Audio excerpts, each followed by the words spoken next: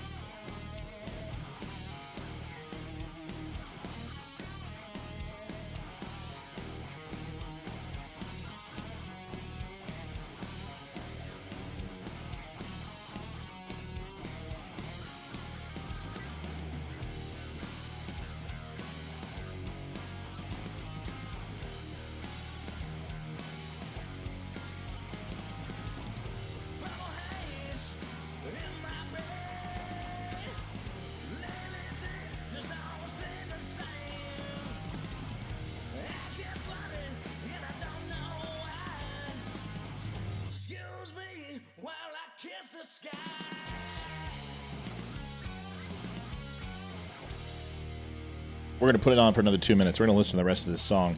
It is Still Point, available on iTunes, Spotify, everywhere. This band is killer. They are playing some of the top songs of the ages in one medley right now. They've got their own music, and this is what they sound like. They're incredible. This should be a band that you hear on the radio every day. You can hear them here on the Don't Unfriend Me show. Make sure to listen to Still Point. Go give them a follow, love, share, all that type of stuff. And share this out on Twitter and everyone else. Let's get people on.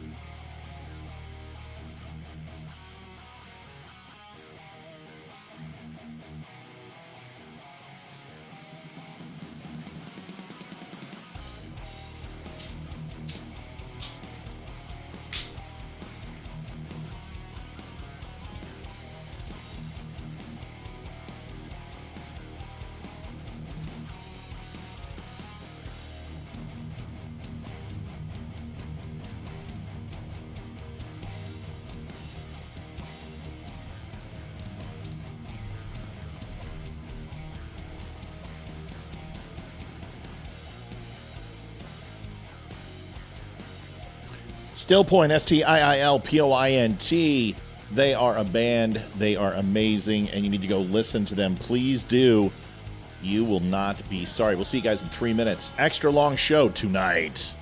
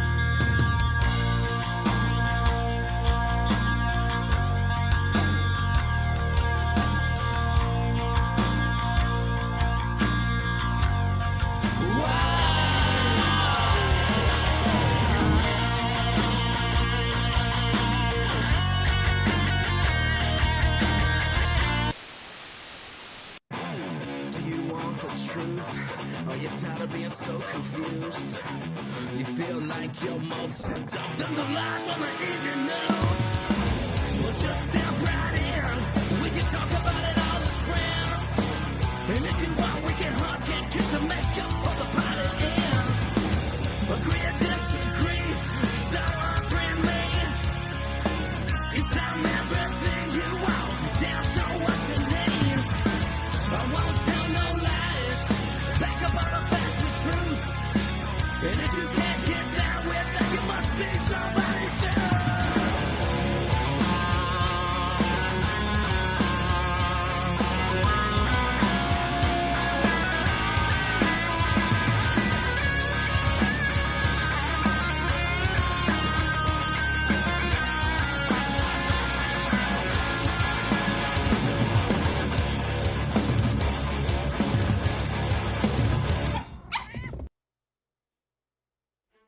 What's going on, everybody? Matthew Spear from the Don't Unfriend Me show.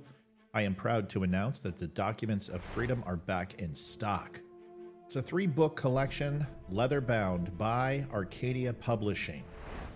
Starts out with the Bill of Rights, and it's the complete edition of the rights, so you can look up and reference anything your heart desires. Declaration of Independence, with revisions and founder images included, beautifully illustrated.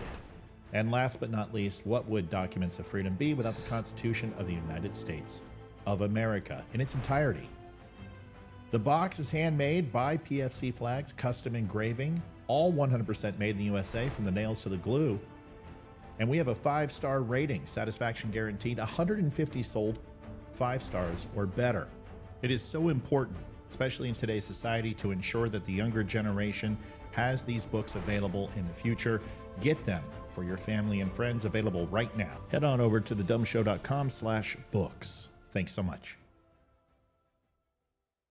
Hi, Matthew. It's Judge Janine, and I wanted to congratulate you on... Folks, we're going to do the full intro tonight since we're so early.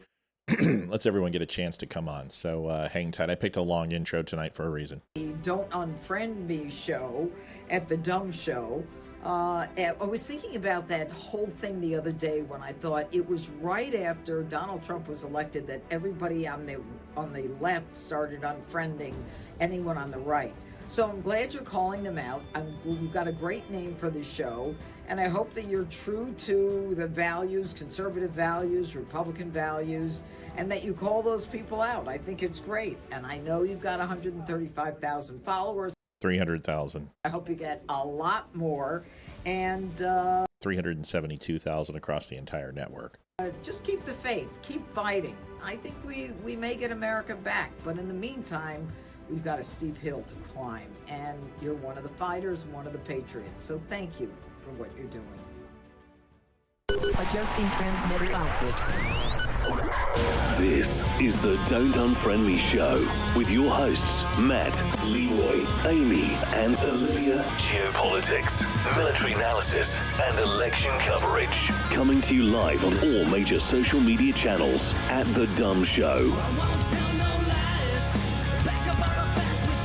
Honest, direct, unfiltered. We can agree, we can disagree. Just don't unfriend me. Folks, do me a favor. If you're over on Twitter, please get this shared as much as we can. My Twitch people, thank you for sharing. Last night we had 7 people on. Holy crap. That's a lot.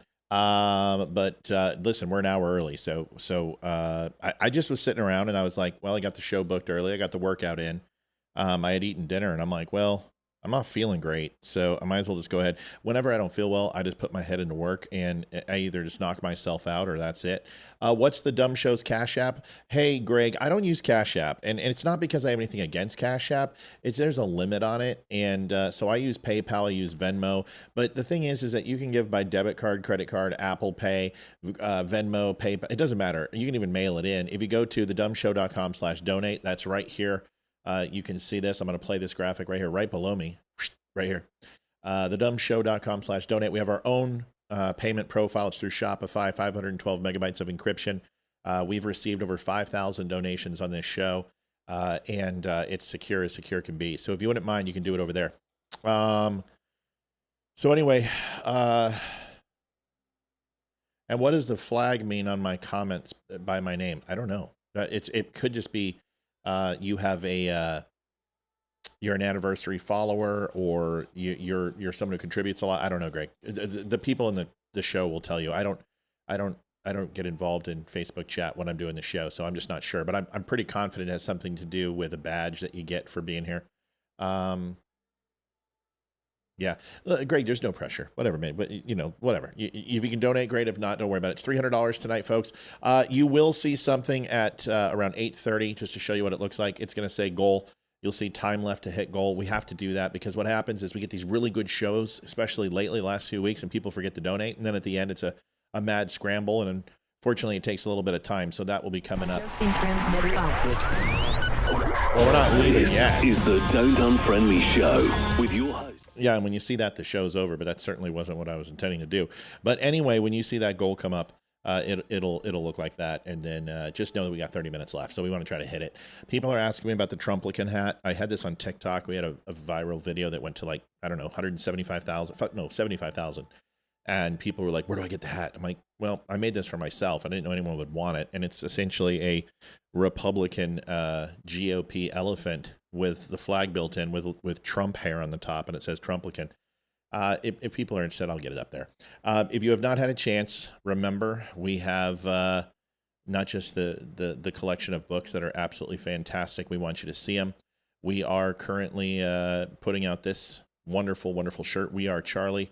Well done, good and faithful servant. It's now available. And we have it in all sorts, whether it's a hoodie, a t-shirt, coffee mugs. Yes, we sell stuff at the beginning of the show. We do this because we're not sponsored by anybody but us. And Wimkin, our good friends over at Wimkin, which you can go over there and register. 9 million users, can't be wrong. Go give them a look. Matthew McFarland. Hey, buddy, I was looking for you last night because you're stolen valor and you're a douchebag and you prey on women and you go ahead and pretend that you're a veteran and you're not. You're just a loser. Thank you for posting again so I can properly ban fuck you tonight because there's nothing better than ban fucking people who never served. So thanks a lot, you prick. And you are now into forever in obscurity. No, Matt, you tried it again. Too bad I got you. Too fast for you, Matt. I always love those people who should have served. You know, oh, I should have served. Anyway, We Are Charlie. There you go. Go pick it up. And then also the Documents of Freedom, which you saw at the beginning of the show, is right here. You can go get that at thedumbshow.com. I think there's 4 left. And we're going to have to call in tonight, 276-200-2105, because there is a very large push right now. And people are failing to understand what freedom of speech really means. It's driving me crazy. Yes, Amy's doing well. She's good. So thank you for asking. So the phone number's on, 276-200-2105. I'm going to have it right up here from now on so you can see it a little bit easier to see right above the logo. And I want to have a conversation. And if you're one of these people, we talked about it last night. We scratched on it. And a lot of people are saying, well, Matt, I thought you weren't for doxing. Listen, do you guys understand something that it's possible to have multiple opinions on one subject? It doesn't have to be a binary type thing. It doesn't have to be a non-binary type thing. Multifaceted issues usually do not have singular solutions. So when I say that I don't want people doxed and I don't want people canceled and I don't want them swatted and I don't want you to collect a database of people's social security number, where their kids go to school, where they work, and then go ahead and put it into a giant database so some lone crazy nut fuck goes and kills somebody, I don't want that. But I also can enjoy the fact that these stupid nose ring, purple-headed, frickin' rainbow-spotted unicorn Zhizhe gems are getting fired. I think it's hilarious. I never said that. I told you consequences are fine, but that's up to the employer. That's not up to you. Now, if you went to there and you ate food and somebody spat in your food or they said something to you or they gave you horrible customer service, by all means do something. But if you're literally reaching across states and calling in Oregon and calling, frickin' Uno's Pizza and being like, hi, is Rainbow frickin' Shepherdess there? And they're like, well, no, she's not. She's out on her battery powered scooter delivering vegan pizza. And you're like, well, let me tell you what this bitch did. Or dick, depending upon their he, she, they status. And they said horrible things about Charlie Kirk and they hate Charlie Kirk. If you did that, you might be just taking things a little too far. You might be taking things too far. Folks, it's protected speech. I don't care whether you like it. I hate it too. I don't like it.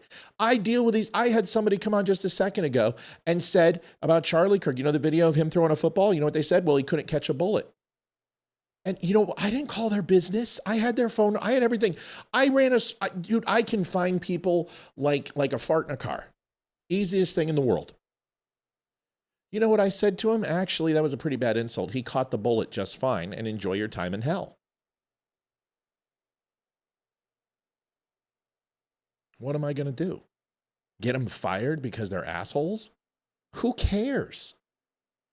These people don't affect me at all. Why do you let them affect you? Why? You cannot, Leroy, the one thing he has taught me more than anything else in the world, and this show, he's not here tonight, by the way. He's doing chief stuff. Is you can't let people control who you are. You can't let them control your emotions. I understand you're mad. I get it. I am too. Do you think I really don't want Charlie? Do you know how badly I wanted to meet him? That I wanted him to at some point reach out and be like, dude, I really appreciate what you said here, or something, or invite me or onto the show, or just maybe walk through DC and we get invited to a conservative whatever, and he sees me and he's like, hey, what's going on, dude? Do you know how bad I want that? Okay, so don't tell me that I don't understand how you feel. I understand how you feel. What I'm saying to you is there's a very big difference between speech and violent speech. The big difference is they're not the same thing. They're not even in the same ballpark. They're not even the same sport. They're not the same sport. There's no such thing as violent speech.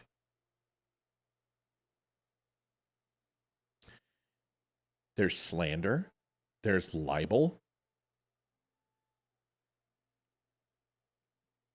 There's intimidation. There's assault. There's battery. There's abuse. There's neglect. There's implied violence. All of those are laws, and all of them have precedent. And with our state and federal constitutions, we dish out justice based upon those things. They're not speech. If they were, they'd be protected. They're not. Violence is not protected. So it's okay for me to believe two things. Two things can be true in the same universe. They can occupy the same space. These thoughts can occupy the same space. That I'm not okay with doxing, cancel culture, swatting people, taking their personal information, their children, their schools, their businesses, and putting it in a giant fucking database like you're some sort of like Columbus J. Edgar Hoover. And yes, there's people who I know who do this, and if they want my opinion, they can call and ask me, and I'll tell them. I think it is cowardice. I think it's a chicken shit thing to do, and I think you're going to get sued. And you're going to get sued bad. And it puts us all at risk. So that's my opinion. Yep, that's it. Full stop. Full stop. However, I think it's hilarious that people are getting fired for saying stupid shit.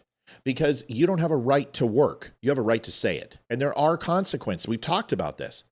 But what I'm saying is stop being the middleman to that consequence. That's my point. Why are you getting involved in the equation? Let the employer take care of it. You don't think the employees are going to see it? Do you understand how quickly things happen in the workplace? Do you understand that you can't do anything in the workplace? You could literally be having sex with a girl who you work with, and you could just get done and light the cigarette, and all of a sudden the entire staff and the managers know. And the DM is calling, and so's the vice president wondering what the hell's going on. This is the truth.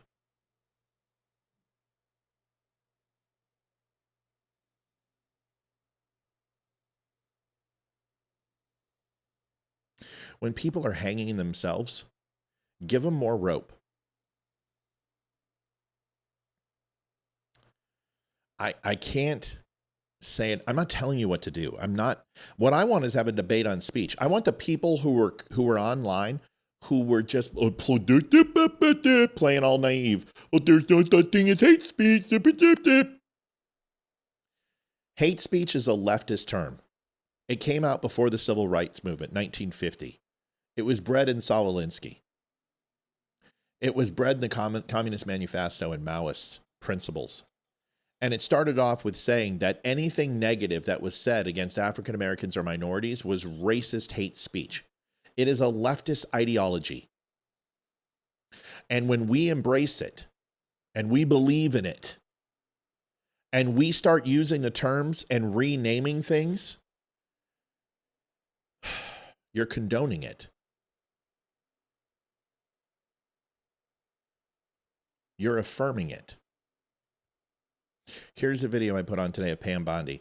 And let me tell you, I'm not the only conservative that pissed off. Crowder and I were literally making the video at the exact same time. And I kid you not, I got the flash on my phone and I started watching. And Crowder, while I was filming, Crowder was live with this. And we were saying the exact same thing.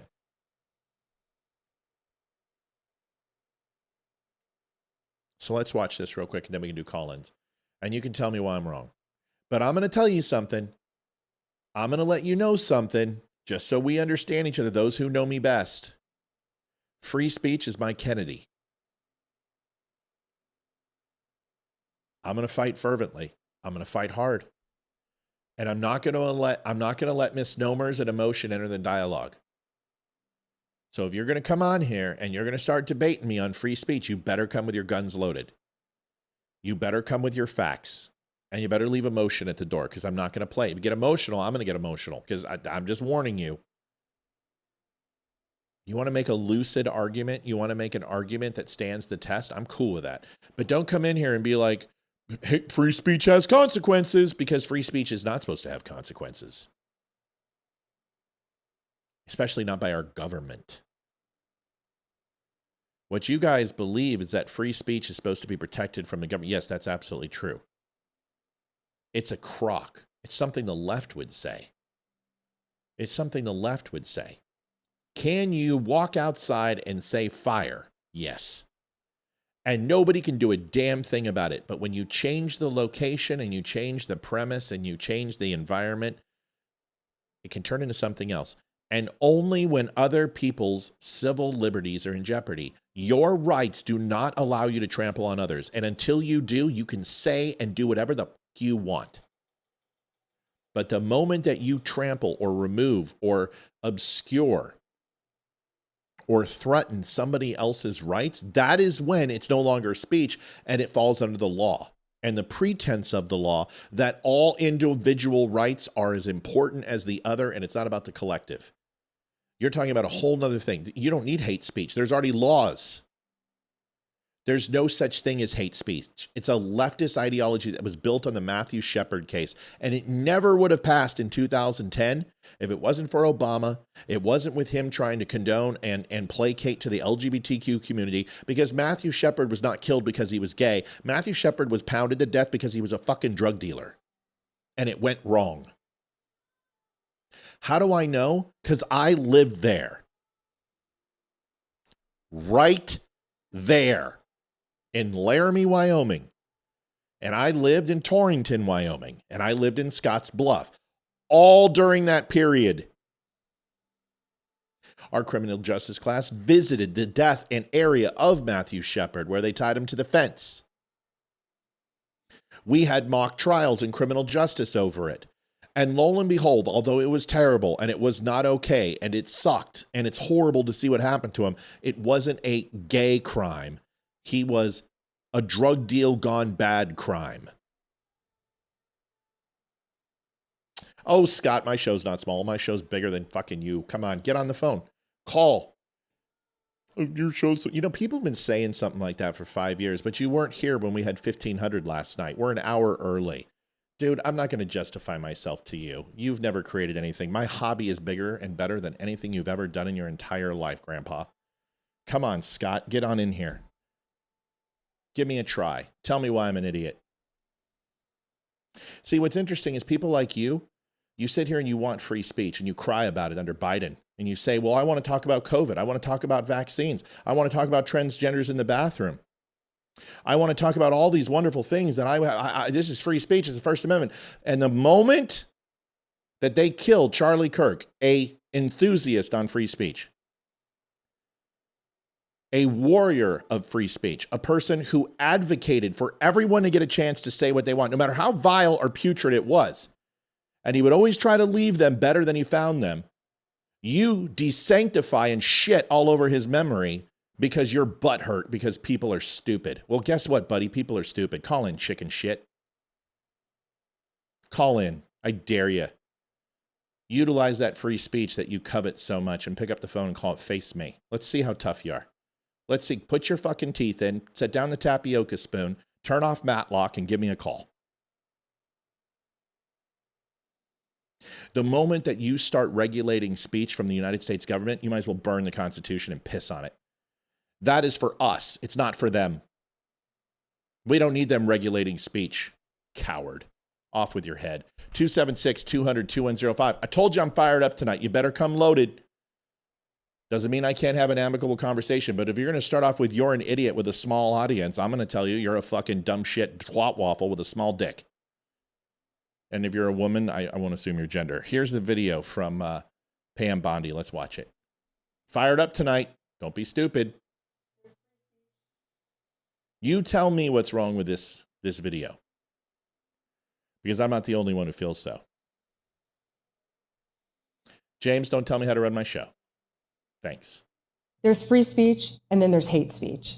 And there is no place, especially now, especially after what happened to Charlie, in our society. Do you see more law enforcement going after these groups who are using hate speech and putting cuffs on people so we show them that some action is better than no action? We will absolutely target you, go after you if you are targeting anyone with hate speech, anything. And that's across the aisle. Folks, I'm all about holding people accountable for violence or threats of violence. That is not what we're talking about here. We're talking about hate speech. Who gets to define what hate speech is? Because if you remember, just a few short months ago, hate speech was talking out against COVID, talking out against the vaccine, the lockdowns, parents defending their children in classrooms, debanking, deplatforming, lying to us on social media. This sounds a lot like the Ministry of Truth, and I can't be the only person feeling this way. What do you think? So let me get this straight. We're not allowed to question Pam Bondi. You have to show utmost fealty to a person who promised us the Epstein files, who went on stage, who hasn't made a single arrest. You got to show loyalty to her. Why? Why? She didn't make a mistake. It's how she feels. And she's going to walk it back. She has to. Because the entire conservative movement is going batshit. By the way, I'm not gotten to. I just don't understand why people decide to come in here and pretend like they're tough. And then, I don't understand that. You're not late, Carrie. I'm early. Chris, what's going on, Chris Klunder? Been a minute. Nice to see you. Yes, it's frustrating that they're taking out Charlie's quotes out of context. Who cares? These people don't listen to Charlie Kirk. These people don't even know who Charlie Kirk is. They don't even care. And if they do care, they either were inspired by him or they wanted him dead. Who cares what they think? Why do you care? You're never going to change these people's minds. And I try all the time. They justified this. They believe in it. And how we react to it, this is what they want. I've warned you about this. This is what I tried to. Do you know what they're doing? Do you know what they're setting up? Let me tell you what they're setting up so you understand. And you can just listen to what I'm saying for 1 second.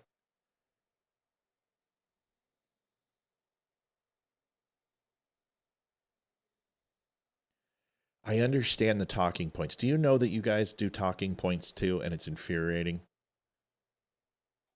We're just like the left. You guys hear a good idea and you just repeat it like a mockingbird, but you don't stop and you don't think about it. Do you guys know the etymology of truth or consequences? Do you know the town in New Mexico, truth or consequences, what it means? Johnson?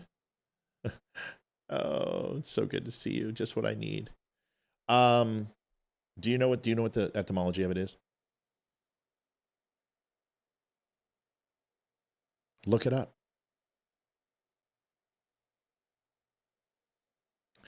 And when we say truth or face consequence,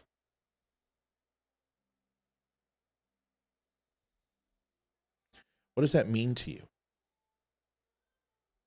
Because we're using only part of the terminology.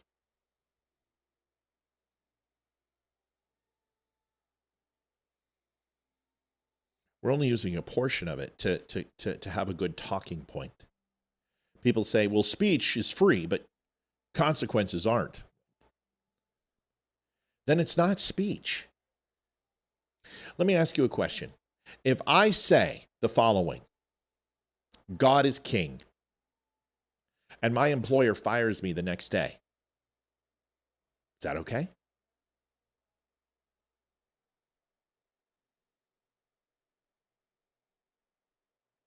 Lee, we're going to get to that too. That's exactly right. We're going to talk about that, Leanne. So I'm really glad you brought that up. So let me make sure we understand each other. I say God is king and I get fired the next day. Is that okay? It's a consequence, right? My employer can do that. Right to work in 27 states.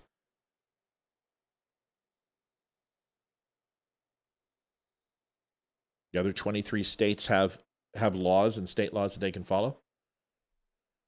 Oh, Scott, shut up and call. Shut up. Earn your right. Earn your right to post paragraphs in my chat. Call. For someone who says that our show is so bad, why don't you get in here? Isn't it amazing? You seem to be hanging around. Sharon, it's a great point. Call in the show. 276-200-2105. Let's have that conversation. We'll get back to truth or consequence in a second. Scott says, Karen, first up. Oh, there we go. Phone call. Good. Hopefully it's Scott. Hey, this is Don't Unfriend Me Show. Who am I talking to? It's Lauren. It's Lauren. It's Lauren. Okay. Hi, Matt. Hi. What are we going to talk about? I don't know. What are you talking about? I just saw you started the stream. Yeah, I know. So what do you want to talk about? Well, what's on the ledger for tonight? You got any topics? We're talking about free speech. Ooh. Oh, I heard you talked about that. You talking about hate speech? Yep. Per chance, the definition of that? Yep. Go ahead. What do you think about it? That's a tough one. I think that we should stop trying. I think that it's pointless for both sides. I think it's one of the most useless political arguments I've ever seen. Like, what is considered hate speech? Yep. You know what I'm saying? I do. I think it's completely pointless. I don't get it. Okay, so and I'm supposed to be on the side that is the PC police. I don't get it at all. Well, because here's the problem. Let's try to define it. Let's try to define it, okay? Do you mind if I use homosexuality without offending you too much? Yeah, you guys whatever. Okay, you're a fag. Yes. Are you okay? Am I okay, Are you okay? mentally? Are you okay now? Well, okay. If someone that I did not know who I knew was trying to offend me said that, I'd be like, oh, all right, come on now. Okay. Now, great call. And then someone doesn't. So obviously inflection and temperance and intimacy that you have with a person, all those things matter. Yeah. Is that correct? Of course. But let me ask you a question. Are you mad? Hey, you right now? Yeah. Yeah, I can't say that I'm mad. Okay. Is it offensive? I think that someone might find it offensive, sure. Okay. Now what? Nothing, because they can just leave. You know what I'm saying? That's right. That's absolutely. But if it's used in an official capacity, if I heard a politician say it, I'd be like, oh, whoa. But that's different, because when politicians speak, that is actually considered to be, it's not law, but you're setting precedent, right? Because you're in, okay, so, all right, great. That's a wonderful transition that you just made. Okay, so now that we've done that, if a politician, you're on the Senate chambers and they go, and they drop the fag bomb on you, and you're like, wait a second, you're in official capacity of the U.S. government. You're dictating policy right now. You just insulted me. What happens now? Well, I certainly wouldn't be happy about it. I don't think that there's legal punishment for it. Should that person be fired? Should they be fired? Should they be removed and censured and excommunicated from Congress? I'm not going to say that they should be fired necessarily. I think that if it is an official capacity and it's meant to rile up other people, I mean, I think that that's grounds for, at the very least, people to be angry about it. Okay. I don't think it's unreasonable for someone to be like, all right, whoa, we can't do that. Are we doing that right now? You know what I'm saying? Right.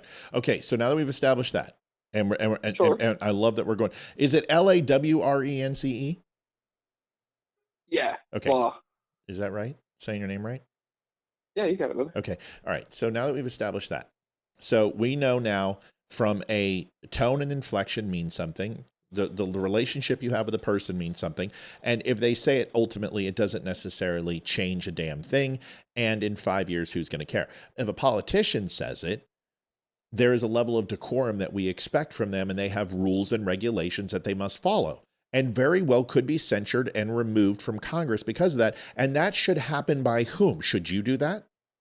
Should you file a motion? It's within my legal right. But, Why not? But you If I can't. was to contact someone about it. Well, Right. not actually like file a congressional memo, but you know what I'm saying. Right. Now that's wonderful. That is between you and the congressperson and the committee and their rules and bylaws, right? Yeah. Okay. Yeah. Now this is another question. Should you shoot them? No. No, absolutely not. You don't have a Of right course to do not. What is that? No, that's not a question. Come on now. Well, it's kind of pertinent to this conversation because Charlie was I shot suppose. for having words. So I'm trying Yes, he was. I'm trying to set the boundaries of this conversation. Now, here's the most simplistic question I can give you. Do you believe that you are the person who should dictate and decide the level of offense that you have towards that conversation? Or should people make it that decision for you? Like, or should the people way that make I that? took it, or the way? Yes. Oh, I get what you're saying. Yeah. Should people take it in their hands to go ahead and decide how you, like, if you're like, dude, you know what? There's no harm done. It was a moment of frustration. You're cool. I forgive you. And people are like, no, you know what? You can't forgive that person. We're going to ensure that that person pays and they're punished and they feel the pain that we're assuming that you felt, Lawrence. So therefore we're going to go ahead and speak for you and take your voice. Is it okay? Yes, I very much get what you're saying. Can I offer something for it? Yeah, go for it. First of all, regardless of how you feel, I feel like we're actually starting to get along on a lot of topics, which is very nice. It's good to hear. It is. Someone, is speaking rational and not just insulting me instantly. Right. Pretty good. Well, if I can sit there and say the word fag and not feel like you're going to take it offensive and know that I absolutely 100% support the homosexual community and lesbian community, I'm trying to make a point that's sharp and is relatable to exactly what we're talking about. Should people take your experience and dictate how you felt for you? Let me put it like this. Yeah. Okay. So I've actually been really thinking about this because I grew up in a pretty, I don't know, I'm not going to get into it, but I got bullied as a kid. You know, I mean, I was a little different. Fair enough. I understand it now. I look back at it and I get it. I can't hold hatred in my heart for these kids because all they were doing, they were in the in-group. They wanted to stay in the in-group. They wanted to impress the people in the in-group. I get it. Right. And there were some people definitely that were, it took it, you know, into their own hands to be upset for me or to, like, you know, get me to be like, you know, and I look back at that and honestly, I would very much rather take the crowd that is overly sensitive and, like, always, at the very least in their way, trying to look out for you, regardless of how stupid someone may think, regardless of how founded it is. Right. Than the group that is constantly telling me that it's not that offensive, get over it, stop thinking about it, because it's going to keep happening. You know what I'm saying? I do. I'd much rather have the group that is overly protective than the one that is not going to be protective at all. What about the group the group that's overly vindictive? The group that's overly vindictive, that can be either of them. How so? Give me an example. Charlie Kirk. Well, let me talk about Ben Shapiro real quick. Have you seen his, like, well, I guess it was a couple months ago. I don't really know how it's going. I haven't checked it in a while myself because I don't see a point to me just watching his stuff and going, yeah, I don't agree with that. Okay. You know what I mean? Okay. But his war against the George Floyd case for him to get, you saw that, right? Yep. Okay, so did you watch that trial? Like, were you, I assume you were somewhat involved.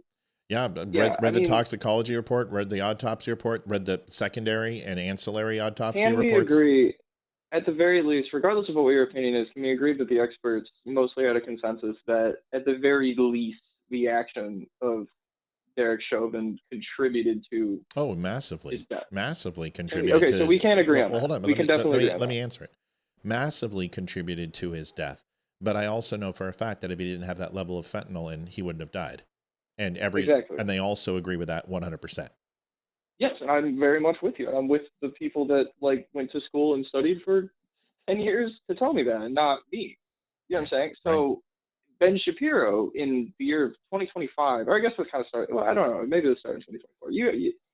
For him to come back and tell his millions of viewers that actually I'm right, they're wrong. They're trying to lie to you for an agenda, and they want you to feel stupid, and you are stupid for believing it, so believe me instead. Can that be considered just a little bit vindictive because it doesn't seem very useful at all. If you just say, if you just say it like that, sure. But if you go ahead and implement everything that Ben said, which you didn't do, I actually watched okay, fair enough. Yeah, no, he wasn't exactly like that. But I mean, the you you paraphrased one thing. And what you didn't talk about was that there was a massive amount of pressure. There was billions of dollars in damages. Even when they arrested Chauvin, suspended him without pay, and filed charges, they still rioted for almost an entire year.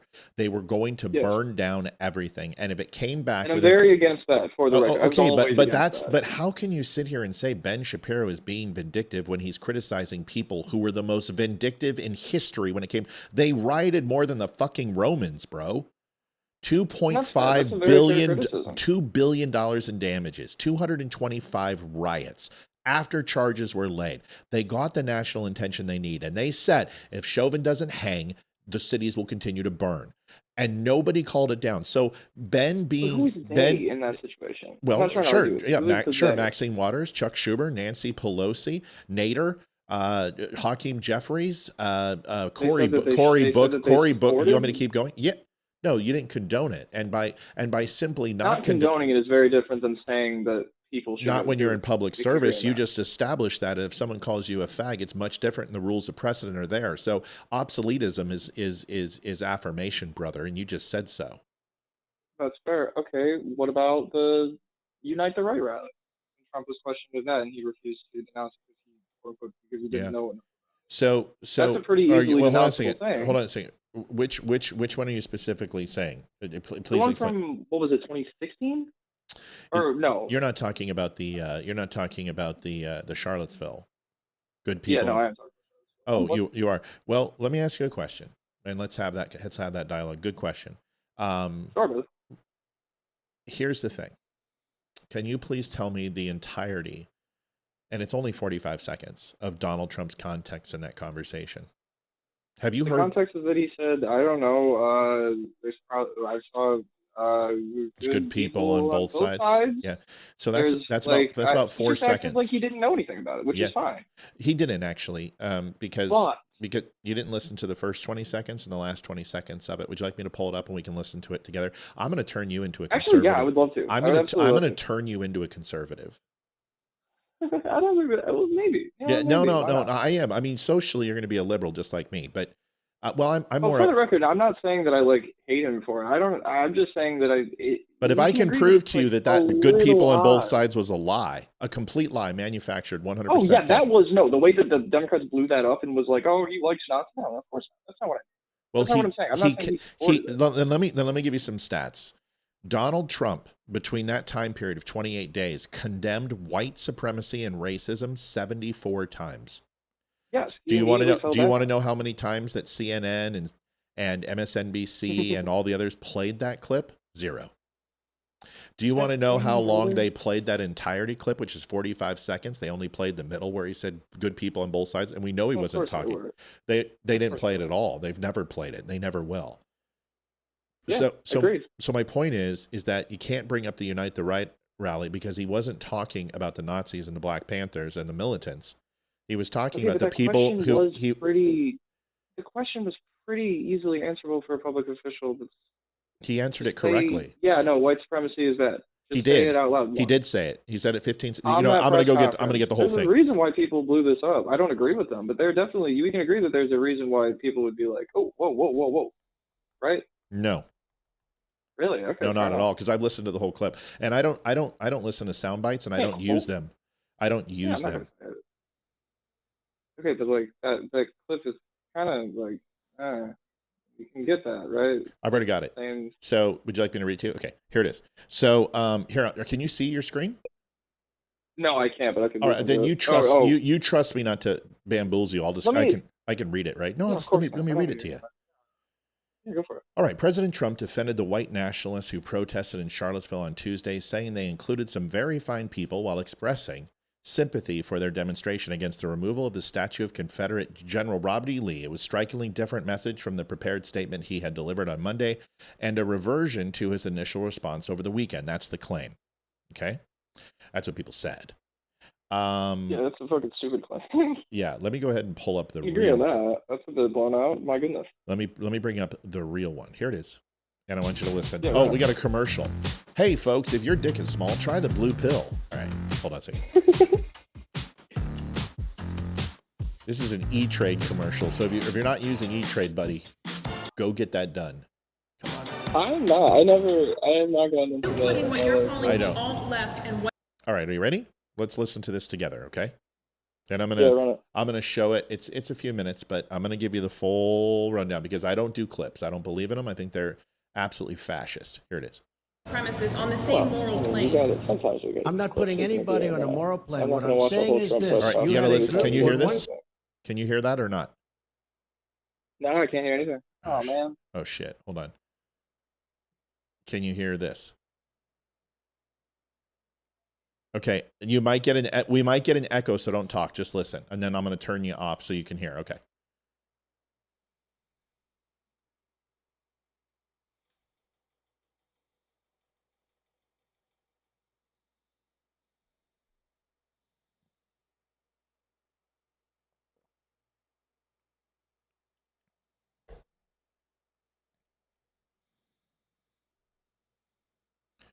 There's group one. He's going to talk about 4 groups now. There's group 1, there's group 2, group 3, group 4. And the groups here are talking about are the Black Militants, Black Panthers. 1 are the Aryan Nation, fucking Tiki Torches boys. Then there are the people who want the statues to remain, and there's people who want the statues to be removed, which are peacefully protesting. He's going to tell you all about them. Here it is.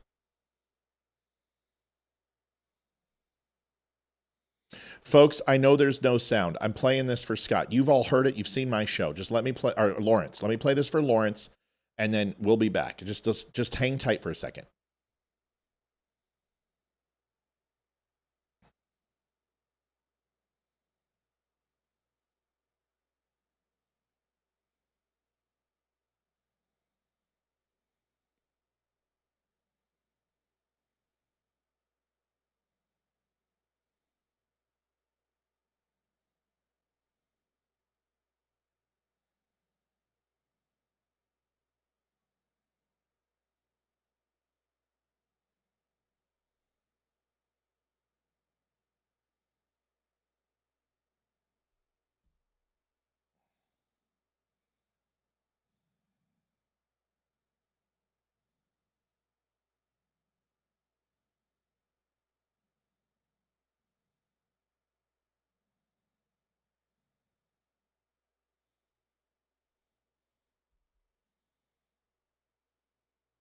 That's the part you didn't hear.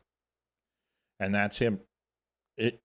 Okay, well then it disproves all the rest, because here's the only part they play, which is the very fine people. He specifically stated, and he can, right, and the other 3. So they sparsed it. By the way, Scott, dude, you're getting banned because you're too much of a pussy.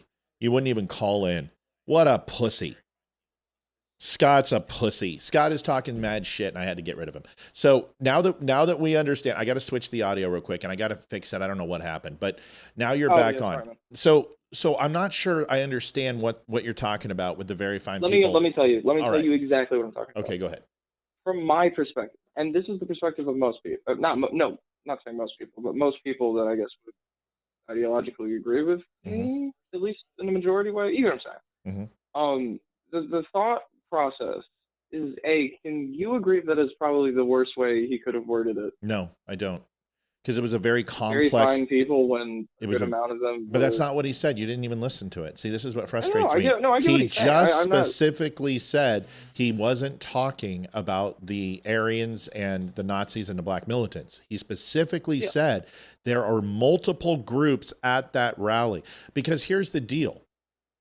There were people there who were civilly protesting on the left and the right. And that is what he was referring to as there's very good people on both sides. And then he said right after, and then some people came in from both sides with golf clubs and everything else who were equally bad.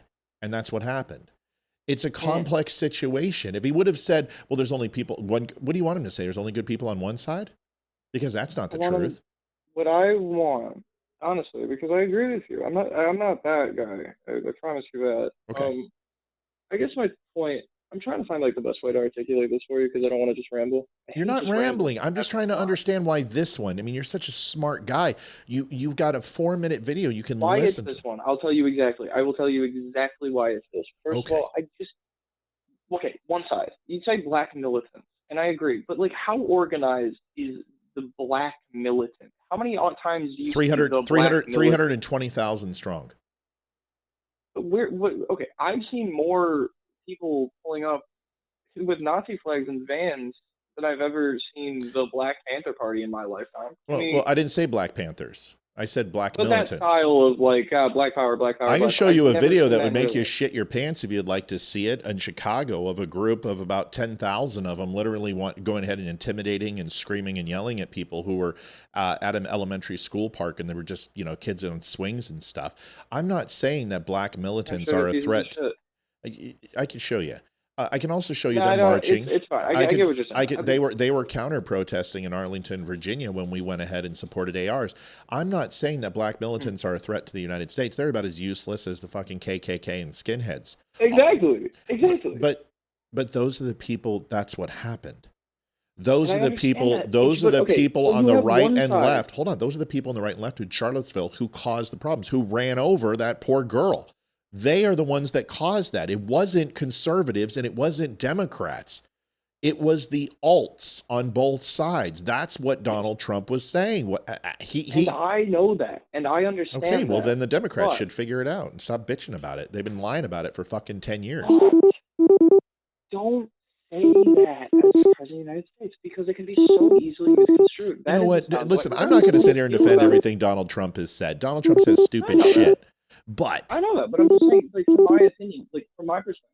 All right, Lawrence, hold on. Stay there. I got to answer another call. Hold on. All right, caller, hold on a second. I'm going to have Lawrence give a minute, then I'll bring you on. Don't hang up.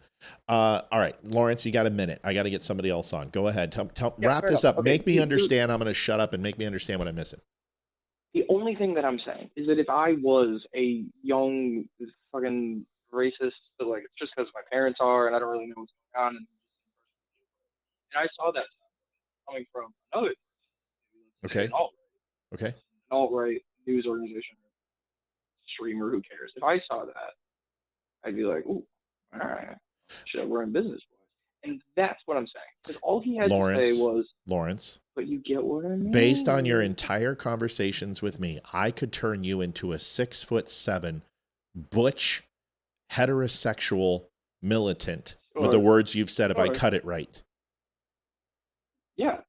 They did the same thing to Romney. They did the same thing to Reagan. They did the same thing to McCain. Do you remember when they said McCain was a racist? Now you guys love him because he stood against Trump. It's bullshit, dude. It's all bullshit. It's what the media does. Donald Trump has a lot of faults. If you were in that position, you were in the position answering that reporter's question, and you have one side that, two sides that are like equally violent, and two sides that are also peacefully protesting. Yeah. And the option was between... You want to know what I would say? Actual Nazis. I got to get this guy on the phone. Do you want me to tell you what I would say?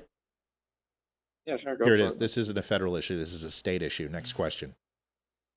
Word. All right. Yeah, no, I'll fuck with that. I might be on later. That's fine with the next I like you, Lawrence. I really do. Call back. Okay, buddy? We'll talk soon. Yes, sir. Have a good night. Right, I'll talk. Hey, this is Matt.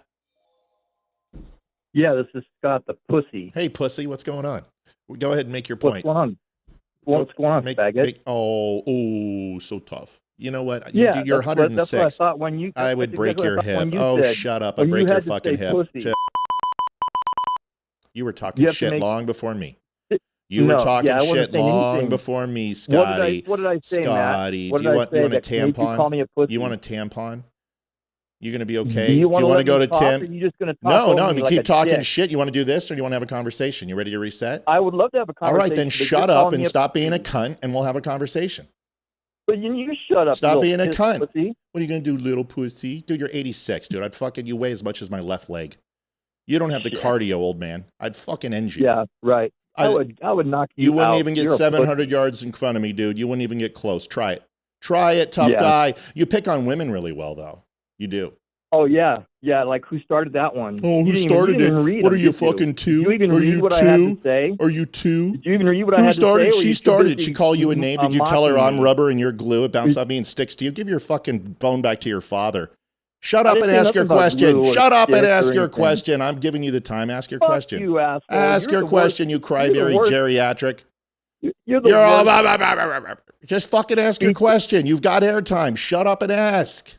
Stop crying like a baby. I'm not gonna talk Stop to a pussy crying. like you. Stop gumming your food. Answer. I just asked the question. Go ahead. I'm done. I'm done if you're done. I mean, is this what you want to do, or do you want to have a conversation? You're the one doing it, not do me. you want to have a conversation, or do you want to keep playing this stupid I want to game? have a conversation with a All right. human being. All right. That, And well, I'm then a sure treat adult. others. Then treat others like a human being, and I'll treat you like a human Like, being. what did I do? You're Name one thing I did that Oh, wasn't. Scott, do you really want me to scroll the fucking comments? You're telling me you Yeah, were acting because like you a obviously kind didn't read person them. since you came in, You huh? obviously did not read them. I can see the reaction from my viewers. I don't need to read every one of your comments by the way that you picked up the phone. If somebody's going to If call you me wanted to, you a-hole, could have said, well, then what are you going to do now, dude? Is it okay? You've said some shit. I've said some shit. Can we move on? I would love to, Matt. All right, then I will too. Go ahead and ask your question. Okay, I hate the term hate speech just as much as you do. All right. But there's also times where morality actually should come into play, and you shouldn't be allowed to say certain things that would be considered hateful or disgusting or whatever. Like I said in my post, I said, so is somebody allowed to go up to a soldier's tombstone and piss on it and say, I'm so glad he's a dead faggot, or he's a dead soldier? I love dead soldiers. So is that okay? are you Are we asking me a going with the question? way of Westboro Baptist? Is this rhetorical, or are you asking me the question? I'm asking you the question. Okay. Are we going the way of Westboro Baptist? Okay, so it's Are good. they It's okay? a good question. So first of all, they can say whatever they want over a tombstone, and nothing can be done, and it shouldn't be done. But the moment that they piss on it, that's desecration, and desecration is unlawful, especially there, and it actually serves jail time for it too. So in no way, shape, or form, that is against the law. Speech doesn't cover that. It's actually a statute, and it's a law. It's a provision. There's a punishment for that already. So labeling it hate speech doesn't do anything. It's a misnomer. So when you talked to that person earlier and you called him a fag and he wasn't offended, what if you had told him that his lover was a fag and you were glad that you hope that he dies early because he's a fag? That's my speech. I can do that. I didn't say I'm going to. That's okay. I didn't say it's okay. Did I say it's okay? No. You said that if I call him a homophobic slur and his lover a homophobic slur and wish that they were dead, is that hate speech? And the answer is no, it's not. It's protected speech. It doesn't make it right. It doesn't mean I'm going to sit here and make joy feelings and write a book about how great this person is. He's an asshole, and I would be an asshole for saying it. What I'm saying to you, you'd be okay. It's not being okay. What would your reaction be? My reaction, well, depends.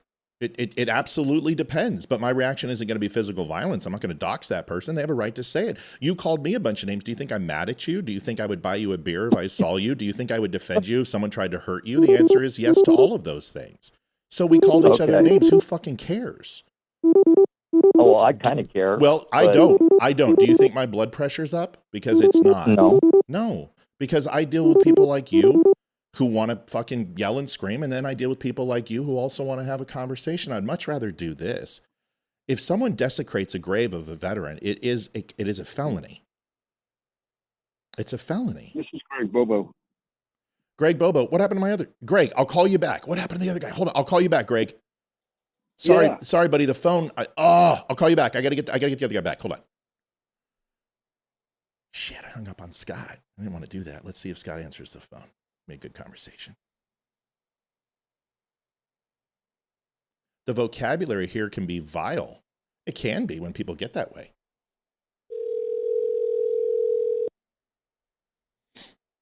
Shit. Scott. What happened? Sorry. Well, Greg called in, and when I hit the button to decline, it hung up on you. I called you back. So okay, thank you. Let's do this. Let's just state what we want to state real quick, and then okay. Do you believe that threats are freedom of speech? No, it's violence. There's a law. There's a law for that. There's a law for that. There's a law for that. So if I tell my neighbor I'm going to beat him up, but we're just having an argument, that's a threat. I can go to jail for that? Yes. If he presses, yes, but you absolutely can. But you can also say, hey, you know what, man? I don't like you, and one day I hope you get hit by a bus. You can't go to jail for that. Okay. One is a verbal threat, which is threatening bodily harm upon somebody, and you are making a commitment to harm them. That is assault. I just think you would feel differently if it was a family member. I get 130 that was being death threats. talked to. I get 130 death threats a week. Somebody said they were going to rape my daughter while my wife watched, and they slit her throat and then fuck her in it. Not to your face, though. Don't tell me what I would and wouldn't do, bro. They wouldn't. Yeah. Someone showed up to my house and photographed it and filmed it and sent death threats to me. Does that matter? Well, I think so. Okay. And guess what? That person was reported. And the person who said that about my daughter had two very big friends of mine from the teams visit them in Texas. That's different. Those are death threats. But when somebody calls me an asshole or someone calls me a jerk off, I don't care, Scott, because I'm not thin-skinned and neither are you. You're a man of action. I obviously am too. And you and I sitting here measuring each other's penises just as us feeling each other out. It's what guys do. I don't care what you said, and you don't give a shit what I said. Or if you did, you've moved on. What I'm telling people is that I don't get to dox you now and publicly display your address and phone number so somebody actually does come and commit violence against you, because that is against the law, what I'm doing. I'm trying to say that I don't mind if people get fired and the workplace says, you know what, we don't want to work with you anymore because you're a danger to our company and you're degrading our company. That is completely different than people creating databases with socials and birthdays and everything else. Hate speech. I apologize, but I have not heard of that happening. It is, dude. One of my good friends is doing it, and I'm like baffled. But hate speech is protected speech, because remember what they said to us during COVID? Remember about the vaccine? Remember about the election? Remember about transgenders? Remember the Ministry of Truth from Biden? And we said, there is no such thing as hate speech. Where have we gone? I just see a difference between hate speech that is talked about COVID than hate speech about somebody that's just been murdered. That's basically a brother. I know, dude. It's funny you mentioned Westboro Baptist. I was there when Rolling Thunder made the wall. I was in DC when they made the wall. I know the chapter president in Virginia. He's a good friend of mine. Good. I understand. Of course they deserved it. And listen, they deserve more than that. You don't think you and I want to grab these people and go and yes. And when I saw people burn flags, I wanted to do the same thing. And when I saw them spit on graves and desecrate graves, which I've seen, yes. And when they put up Nazi symbols on synagogues and Christian places, yes. Dude, I'm with you. But so last thing, yeah. If no, I lost my train of thought. Take your time. There's no rush. Yeah, I was just going to ask, when it comes to posting people, like you said, that are at a workplace, that the workplace should know what this person has said. You are against people posting that person's name and position. Is that correct? Yeah, just because I've had tens of thousands of employees and I know kids do really stupid shit. But we're talking doctors and professionals. No, that's different. Students. Well, those people who take Hippocratic oaths, right? Lawyers, doctors, they have that solemn vow that we talked about with congressmen and everything else, and they have a right. They have an efficacy practice that they must fulfill as lawyers and doctors. I'm not talking about that. I'm talking about just the average, just these people who are obviously fucking sick in the head. Here's my point. Okay, I'm just going to. Yeah, I don't agree with that either. Okay, good. Then you and I agree. But here's my thing. People are allowed to have opinions outside of work. And the moment that we start regulating that and saying that if you say something outside of work that I don't like, it's not about something as vile as what happened to Charlie Kirk. Because that's the extreme, bro. I mean, that's like, right. That's fucking bad. But I'm talking about something about Christ is king, or I don't like capitalism, or I think socialism is the only way to go. Should we fire those people? No. Then where do we draw the line, and who establishes it? And when? Because people don't do that. They weaponize things. They will take it to the extreme. I just think there are some people that there should be accountability held. Like you said, teachers, professionals. Yeah, I agree. Doctors. I agree. Policemen. I agree. 120%. But I don't know if it's your job or my job to go out and find those people and make it my moral conviction to dox them.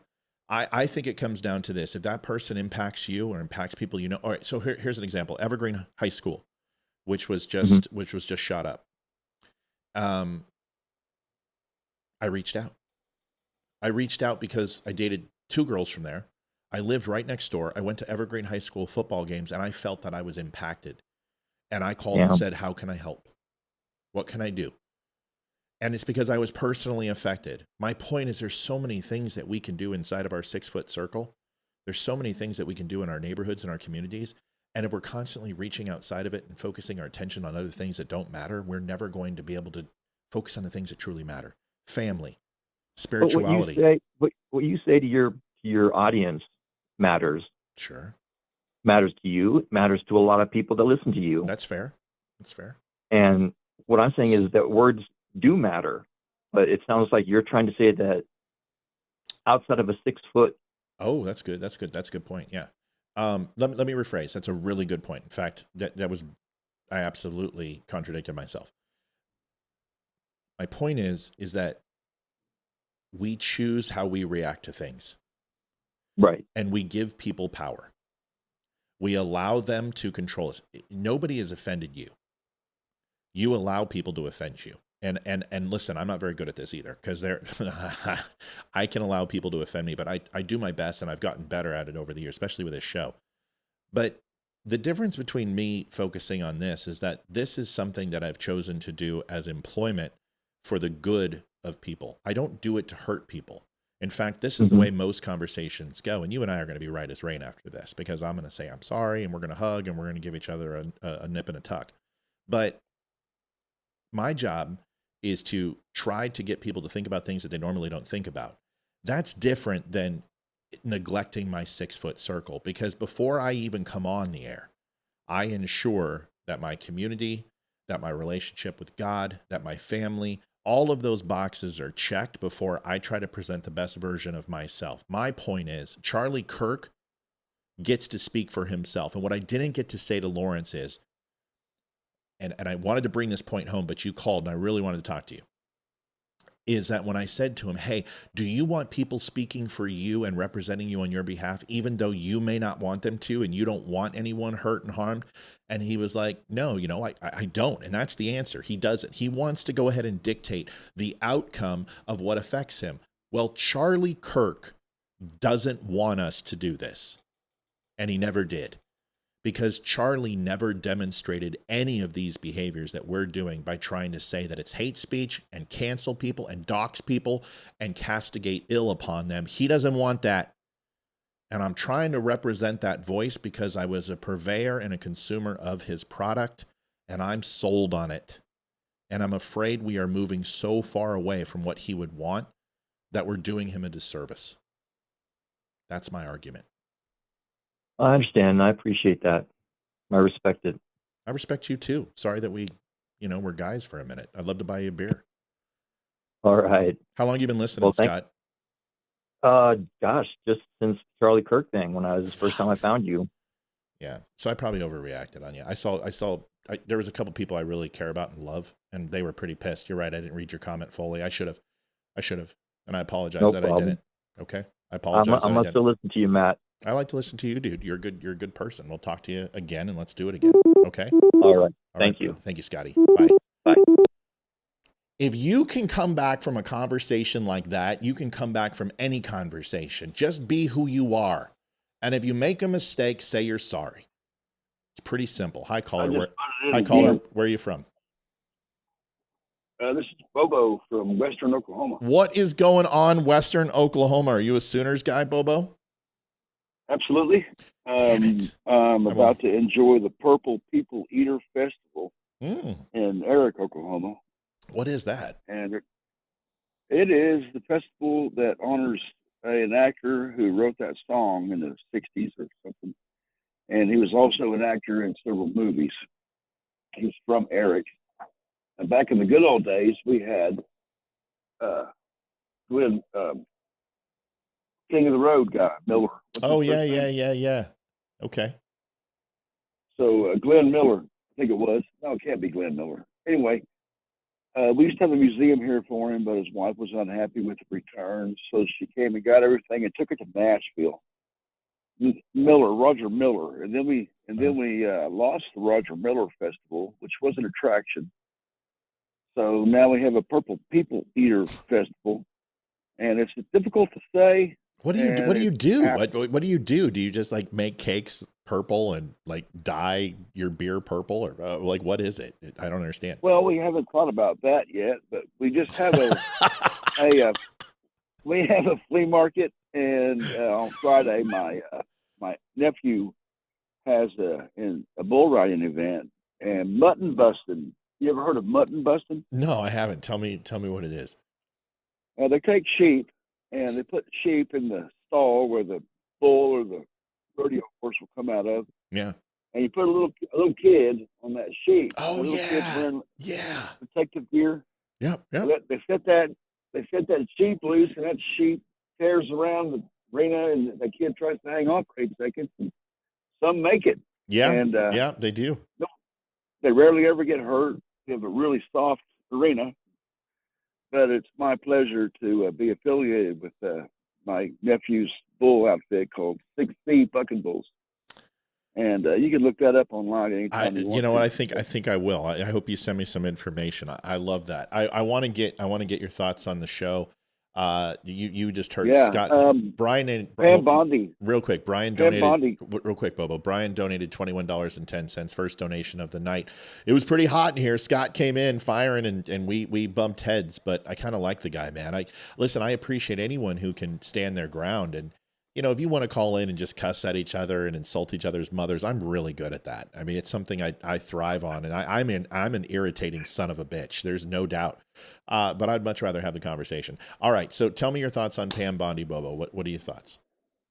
She could have drawn a much straighter line in that comment of hers, because that wasn't the kind of conservative mind that I appreciate. Yeah, I left comments earlier about how easy it is to forget the forest and run in and select a tree and wonder why it's so damn hard to get to that tree without having looked at the forest. Yeah. And so people don't see it for the trees. Yeah. And so a lot of the common sense that used to be taught in school, the knowing the Bible and knowing the Pledge of Allegiance, these things hone a young mind into thinking about the meanings of old words that have always been said. And patriotism has left every school. There aren't any schools anymore that have a morning prayer like I used to. But I went to school in the 70s. Mm-hmm. So, I forgot about all these things when I was a kid and grew up being just a careless young man. I didn't give a damn about none of it. And then one day I was listening to the radio, and the host played a clip of Nancy Pelosi saying in like 2010, I think it was, we just really need to pass the ACA to really see what's in it. Yeah. And I was listening to that live behind the wheel of an 18-wheeler behind the steering wheel, and I was cussing like a damn sailor. Yeah. This crazy bitch just told me to sign a contract without reading it. This crazy bitch. She told America to sign a fucking contract. Don't read it. You'll find out what's in it when we pass it. Yeah. I mean, that's the most devious shit. That made me mad. Yeah. And Rush Limbaugh, man, he was the best. But he was. Here I sit in Eric, Oklahoma, and Oklahoma has laws that allow me to use an herb, and I am what do you call it? I'm disabled. I have a fake shoulder, a bad hip, and a bad back. And I'm about to do my third surgery on my back. What's wrong with the back? Hold on, time out, slow down. What's wrong with the back? I have a slip disc, and they said they really can't see it. Okay. There was an MRI. Okay. And they said there's a disc that's really kind of missing, and your back is shifted in a way that's pinching the nerves. Yep. Travel down to your hips. Okay, let me get into question mode now. This is where you need to let me talk. How old are you?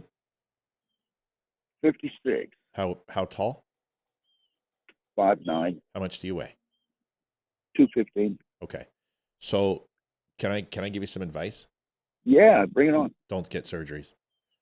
I have had 16 back surgeries. I've had a 3-level fusion, a discectomy. I have a spinal cord stimulator implanted. I've had steroidal injections. I've had it all. How about that stimulator? You know what I've been thinking about trying to do? I don't know, but hold on, let me finish. This is very simple. Remember, you said you're going to let me talk. So, no, do not do the stimulator. You know what you need to do? It's pretty simple. You need to dedicate to yourself to getting your core strong. I guarantee your core isn't strong. And I know the work. You're talking to a person who is 260 pounds, 53% body fat, was dead. My left ventricle was almost completely clogged. And I just had a good friend of mine pick up the phone, call me. I flushed all the drugs down the toilet and started. But I'm telling you, you don't need to eat like crappy food in order to lose weight, but you got to get that core done. And there's some basic exercises. But I'm telling you, if you keep going under the knife around your back, at some point, it becomes like analgesic rebound. It eventually does more harm than good. And this is somebody who's had 16 surgeries. And the only thing that changed it was diet and exercise and lose the gut. Because I guarantee you got a gut being 215 at 5'9". You got one. I had one too. But if you do the most minimal exercises, I guarantee you'll be pain-free in 6 months. And I'd be more than happy to help. But going underneath the knife, dude, it doesn't fix your habits. Do you understand? What do you think about yoga? I think yoga is fine, but yoga is like basically becoming an acrobatic, skywriter when you don't even know how to fly. Yeah. So yoga is advanced, and it's advanced on the cartilage and the muscles and the sinew. And if those things are not properly supported with muscle tissue, see what's going on with you right now. And I'll tell you right now, your discs are slipping because there's two different types of muscles in the back. There is a larger muscle, which are your traps and your lats, but there are also tiny muscles that surround themselves around the spinal column. And these tiny muscles are not actually connected to the brain receptors. It's a passive muscle, and they ultimately fire when your abdomen and your brain connection to your core is strong. And there's a way you can do this. And if you listen to me, I can help. Yeah. Firing in the sense of responding and doing their job and providing stimuli and support for the spine. So here's a test you can do tonight when you're sleeping. Have you ever done biofeedback before? Oh, no. Okay. No, so here's what I want you to do. I want you to lay down when you're sleeping. Something to write with, man. No. This is easy. This is easy. I want you to lay back and I want you to close your eyes. Put on some music. I don't care what it is. I mean, you don't even have to have music on. Solitude. I love solitude. Fine. Just relax. Turn everything off. And I want you to take your belly button in your mind. And I want you to bring it all the way up your abs, all the way up the center of your chest, to your neck, to your chin, to your nose, to your eyes, all the way the back. And I want you to bring it all the way around to your lower back. Now, you physically can't do this. As I imagine and focus and concentrate. Yes. Because what you're doing is that you're concentrating, just thinking about your belly button, just traveling to your back. Yep. Visualizing. And with the music. Well, you don't even have to have music. It just passes the time. But when you do this, you will start firing those lower receptors in your back, and you will start training them to respond and activate again. Because right now they're in a stasis. They're not active because of age and because of inactivity, and it's like atrophy. Those muscles will not work. That's why you slip discs. So if you start acting, this is the first thing they teach you in physical training. You do that first. Do that for a week, and I want you to call me back. Do this laying in the bed on my back, flat as possible. Flat as possible at night, and I promise it'll help you go to sleep fast too. And then after a week, you'll start feeling some things. Like when you take a leak, you'll squeeze, and you'll be like, "Holy shit, I squeezed way too hard there." Well, that's how you know that's how you know it's working, because it also impacts lower abdominal muscles and other type, but it starts to reactivate. And then there's some basic things you can do with exercises that will absolutely build up that core. And I tell you, I can do better for you just by talking to you than any surgery can. I promise you that. My God, consider me a regular. I'm going to do what you say for 1 week. Yep. And I'm not going to phone you back until after 1 week. I'm going to start tonight. Okay. And I'll be on the lives chatting and bullshitting. I can assure you that I will. What day is today? Tuesday. Today is Tuesday. So yeah, so the 26th or no, 23rd, 24th, whatever it is. I don't know. You do the math. Next Tuesday, I'll be. Oh, dude, another thing I might be able to ask you about. Go ahead. I am. Okay. I am scheduled for surgery on the 30th. Okay. They did tell me that I have to prove that my smoking has ceased for 60 days because for some reason, operations on the back are more something that you need to have the nicotine out of your body or whatever. Yeah, it's because the capillaries and blood clots. It's horrible for your body and your blood system for sure. Nicotine's not. Okay, Nicotine's fine. It's all the other shit inside of it that's bad. Okay, so I need to be free of nicotine. It takes 60 days for a regular smoker like me. So I've got to. Okay, but listen, then are you in chronic pain? Oh yeah. How many opiates are you taking? Just none. I don't have any. You have no pain medicine. You don't have any muscle relaxers. You don't have any benzos. You're not taking anything. I have muscle relaxers. I take the Xanaflex. Yeah, I know what Xanaflex generic is. Form. That's horrible shit. And I take a mood lightener, little round white pill. Is it Xanax? No, it's a benzo, non-narcotic. Okay. Oh, is it NR? Does NRSI sound familiar? Not an SSRI, but so is it? Hold on a second. Shit, what's it called? You throw a brand name mood happy maker, and I know what it is. I know what it is. I know what you're taking, and that's fine. It's also and I take that sleeping pill that Ambien. Really? No, it's the propofol. It's Ambien. It's basically the same thing. It used to be abused so heavily in the 90s. Yeah, I know. Okay. All right. Yeah. So I take a sleeping pill, a muscle relaxer, a mood enhancer, a prescription NSAID, and occasionally I do every other night take a statin that I need to get away from, I believe, but I think it's fucking my memory up. But does Wellbutrin sound familiar? Well, that's over the counter. No, it's not. Right? No, it's an NSRI, so it's not an SSRI. It doesn't alter the chemicals. It basically creates a chemical for you, and it's a smoking cessation, and anxiety, and depression. But you're not taking any other opioids or. No, I take meloxicam. That's the pain reliever. It's nothing, dude. You don't need surgery, bro. If you're not, I'm willing. I would stop. I will offer a phone call, and I'll be happy to talk to you and coach you through some things, but I would not do surgery. If you are not in chronic pain to the point where you can't move, physical therapy can work for you. And I'm telling you, it changed my life, dude. And you're talking to a guy who was taking 450 milligrams of oxy every day. Oxy, good Lord. And hydro and oxy. So and then they were starting to mix an Ambien and Valium with me. So I had the Heath Ledger cocktail in my body. I should have died. How did you destroy your back? Military. Took a bad accident. Parachute accident. I drove a truck, and work was unlimited in 2009 all the way to 2016. Work was unlimited, and I could spend a month working 14-hour days driving a truck, shifting gears. Well, that's why, dude, because your spine, that lower spine pressure that you get driving a truck. Let me just say one last thing to you, Matt. Muscle relaxers and sleep enhancers are not good.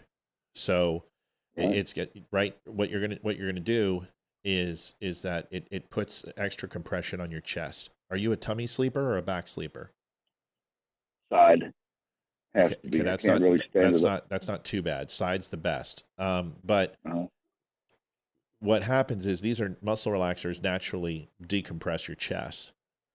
And it can create cavitation when you're breathing. So what will happen is that when you're breathing, your body will think you're breathing because it becomes so shallow and so small because your heart rate goes down to about 60 to 57 beats when you're sleeping, even with high blood pressure. So your body, I can tell you, you'll wake up and you'll like this. Well, that's your asphyxiation. Well, then, brother, listen to me. I have the CPAP. Yeah, you need to stop the muscle relaxer when you sleep. Okay. You have to. Do not take it during the day. Don't take it at night, please. You're going to wake up dead. Absolutely. I promise that I'll if I want one, I'll have one in the morning. All right. It doesn't make any difference anyway. It doesn't, and you'll realize that it won't, and it doesn't, okay. and there, pain medication doesn't stop pain.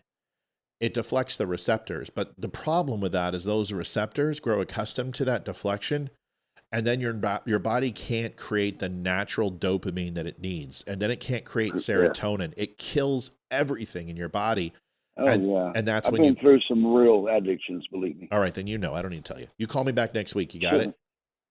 Yes, sir. I promise. I like you. You're a good boy. Thanks, man. Take it easy. Bye. Thanks, brother. Yeah, see ya. I like him. He sounds like Jerry Reed.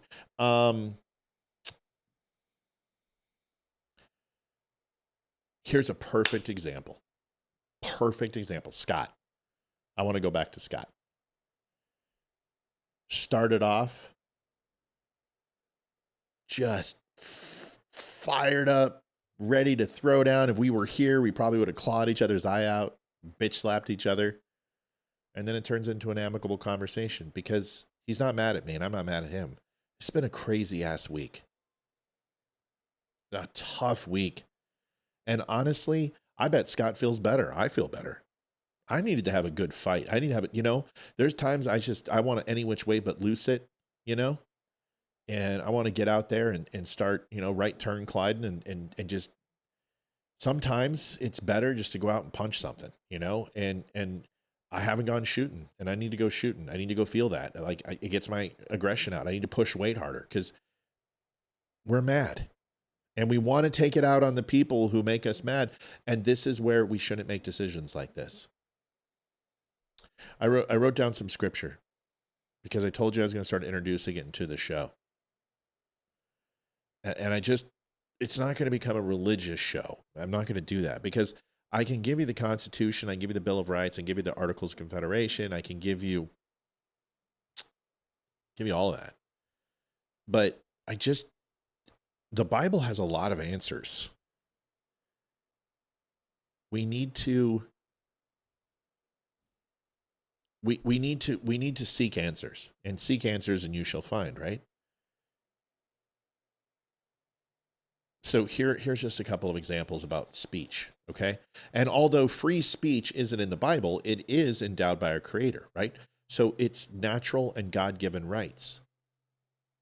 And all of us have the right to life, liberty, and the pursuit of happiness. And the Bill of Rights are extensions of that aforementioned, right? So here's some of the things I wrote down. I'm not going to break out the Bible tonight because I didn't have a chance to tag everything and I don't want to look it up. So Acts 4. When the authorities told Peter and John to stop preaching, they replied, "We cannot but speak the things which we have seen and heard." That's the essence of free speech, obeying God over men. I know you're all like, you're reading scripture after you just called a guy a see you next Tuesday? Yes. Yes. Oh, no, Tom, I don't have any anger. That was, no. I listen, okay, quickly before I keep reading. You people need to understand something about me. If you haven't figured it out, I am a garbage in, garbage out, whether that's perceived garbage or real garbage. I give what I get. And if people want to have a drag out conversation and just rip each other apart verbally, I can do that. And if they want to have an amicable conversation, I'm acquiesce to other people's requests. So if you think I was mad, go watch the video and watch how quickly everything calms down. Like that. Because I'm not mad. It takes a lot to get me mad. It takes people who I love, like with Melanie last night when I thought she was talking about my sister. I got hurt because I thought she was, and she wasn't, but I wasn't mad. It takes a lot to get me mad. You guys have never seen me mad. Never even seen me remotely pissed off. You will know when I'm pissed off. You will know. Because usually I stop talking. And I just get... Yeah. Okay. So, Amos 5:10. The prophet warns that people hate the one who speaks the truth in the gate. The public square. God's people have always faced opposition for speaking openly. Jeremiah 20, verse 8 and 9. Jeremiah was mocked and persecuted for prophesying, but he said God's word was like a fire in his bones, and he could not hold it in. John 8:32, verse 8. Chapter 8, verse 32. Jesus declared, "You shall know the truth, and the truth shall make you free." Free speech matters because truth can only be tested and known in the open. Chapter 2, Corinthians 2, chapter 3, verse 17. I'm learning these things. Where's the Spirit of the Lord is, there is liberty. Ooh. Liberty includes the freedom to proclaim God's word without censorship or to not. Silencing speech is a tool of tyranny. The prophets, apostles, and even Jesus himself were targeted for what they spoke. The Republic's protection of free speech lines up with the biblical principles. Truth must be spoken boldly, even when it offends the powerful, and even when it's a lie. That's the problem, right? That's the problem. It's not just when it's true. Because those people, when they were speaking the truth, were condemned and damned, crucified, stoned for speaking what others thought was a lie. We know what they say about Charlie's a lie. We know their hatred for him is unfounded, and it's antithetical to who we are as Christians and patriots. But they have a right. And if they cross that line and commit violence or threaten violence, there's laws for that. Hate speech is a manufactured idea from the left. I'll give you some of the things that I wrote down about it just so you guys can use this. The idea of hate speech, it was a legal and political term. It was not something written into U.S. law. It came out of left-leaning academics and activists in the mid-20th century. 1940s through the 60s, legal scholars and progressive groups in the U.S. and Europe began using the phrase hate speech when talking about racist propaganda, especially after World War II. The civil rights era pushed it further. Left-leaning activists and some Democratic politicians argued for restrictions on speech. They said perpetuated racism or violence. The term gained more traction in 1980 to the 90s on college campuses when progressive activists pushed for hate speech codes, rules against offensive or discriminatory speech. These efforts almost always came from the political left. In contrast, U.S. courts, including a series of Supreme Court decisions like R.A. v. St. Paul, 1992, repeatedly ruled that hate speech is still protected speech under the First Amendment. Let me say that again, that hate speech is protected speech. The ACLU fought for the Nazis' right to say what they were saying, and they said if we can protect the Nazis, we can protect anybody.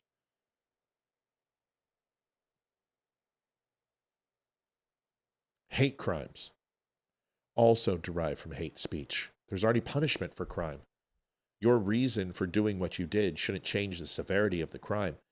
Stealing someone's life or stealing someone's property or committing an act of violence against somebody shouldn't matter who it was or why. That's immaterial to justice. Justice is blind. Justice doesn't care. There needs to be a series of punishments for the crimes that are agreed upon by the people and for the people. This is what you believe. You're a conservative. You're a Republican. We don't believe in censorship. We don't believe in garnering speech. We don't believe in condemning speech by forcing people to shut up with a bullet like the left does, or putting them in chains and sticking them underground without due process. We believe in a different type of justice. We're not afraid to fight. We're not afraid to use our words. We're not afraid to stand up. We don't hide behind computer screens and cast proverbial bullets at people's jobs and their homes and their people and their churches and their relationships and expose them for who they are just because we don't like what they say, no matter how fucking conceivable their words are to our souls. We should fervently protect those who are wrong, not just the people who are right.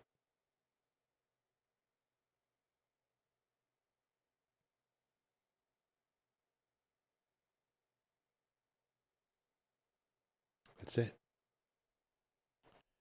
That's my take. And you can have a take.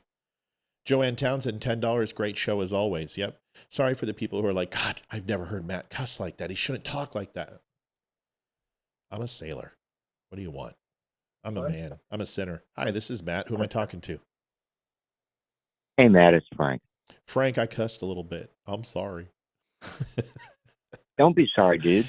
Yeah, you speak your mind. That's remember, freedom of speech. No, I know, but there's people who don't like it. But I'm telling you, there's times where you gotta to cut through the fat and get to the steak.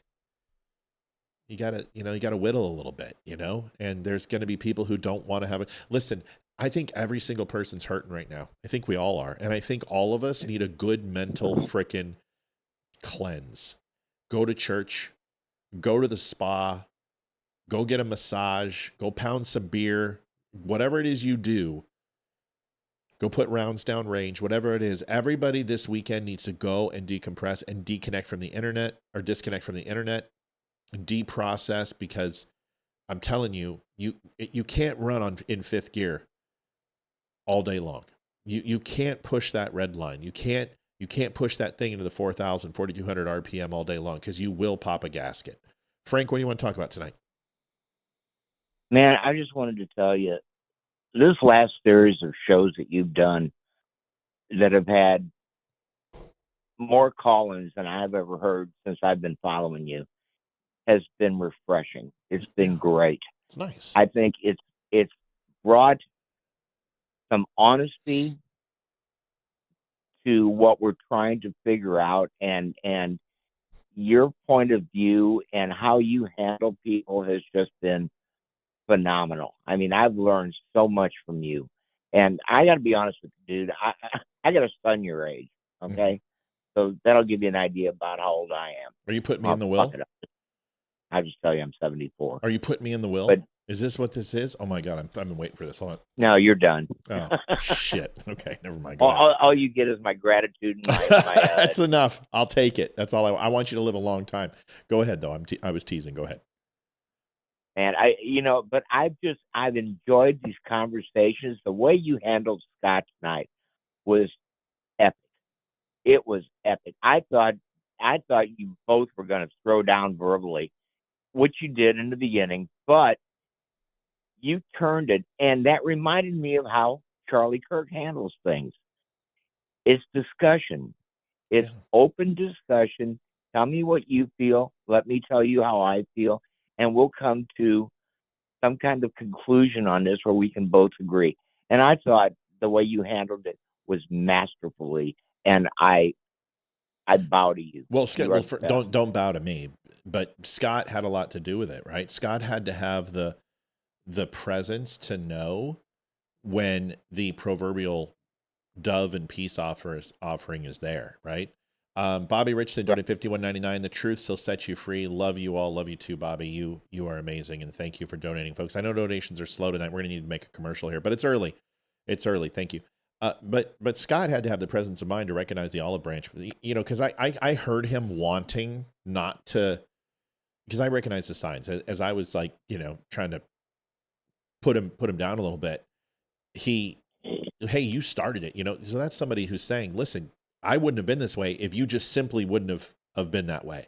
So that's my chance to say, okay, well, let's feel that out, and then say, okay, well, if you shut the fuck up for a second and just ask your question, which is contradictory, of course, but if you just stop acting this way and say what you want to say, we can get past this. And then I saw him want to take that several times. So that was easy. Like, I went on longer than I knew I could have stopped it earlier, but I didn't want to. I wanted to get some things out. I just wanted to let loose a little bit. I need to do that once in a while, man, because if I don't, I'm going to have a heart attack. And Scott no. Scott got it. He gave as good as he got. He tried, but you can tell like he didn't want to. But he also wasn't going to be pushed around. So you got to give Scott some credit too. It's not just me. I had a good dance partner there. But there are some people who they don't have that inside of them. So imagine this. Imagine if I would have like tried to cancel Scott and get fired from his job because I consider what he said was hate speech. Is that right? No. No. No, it's not right. It's ridiculous.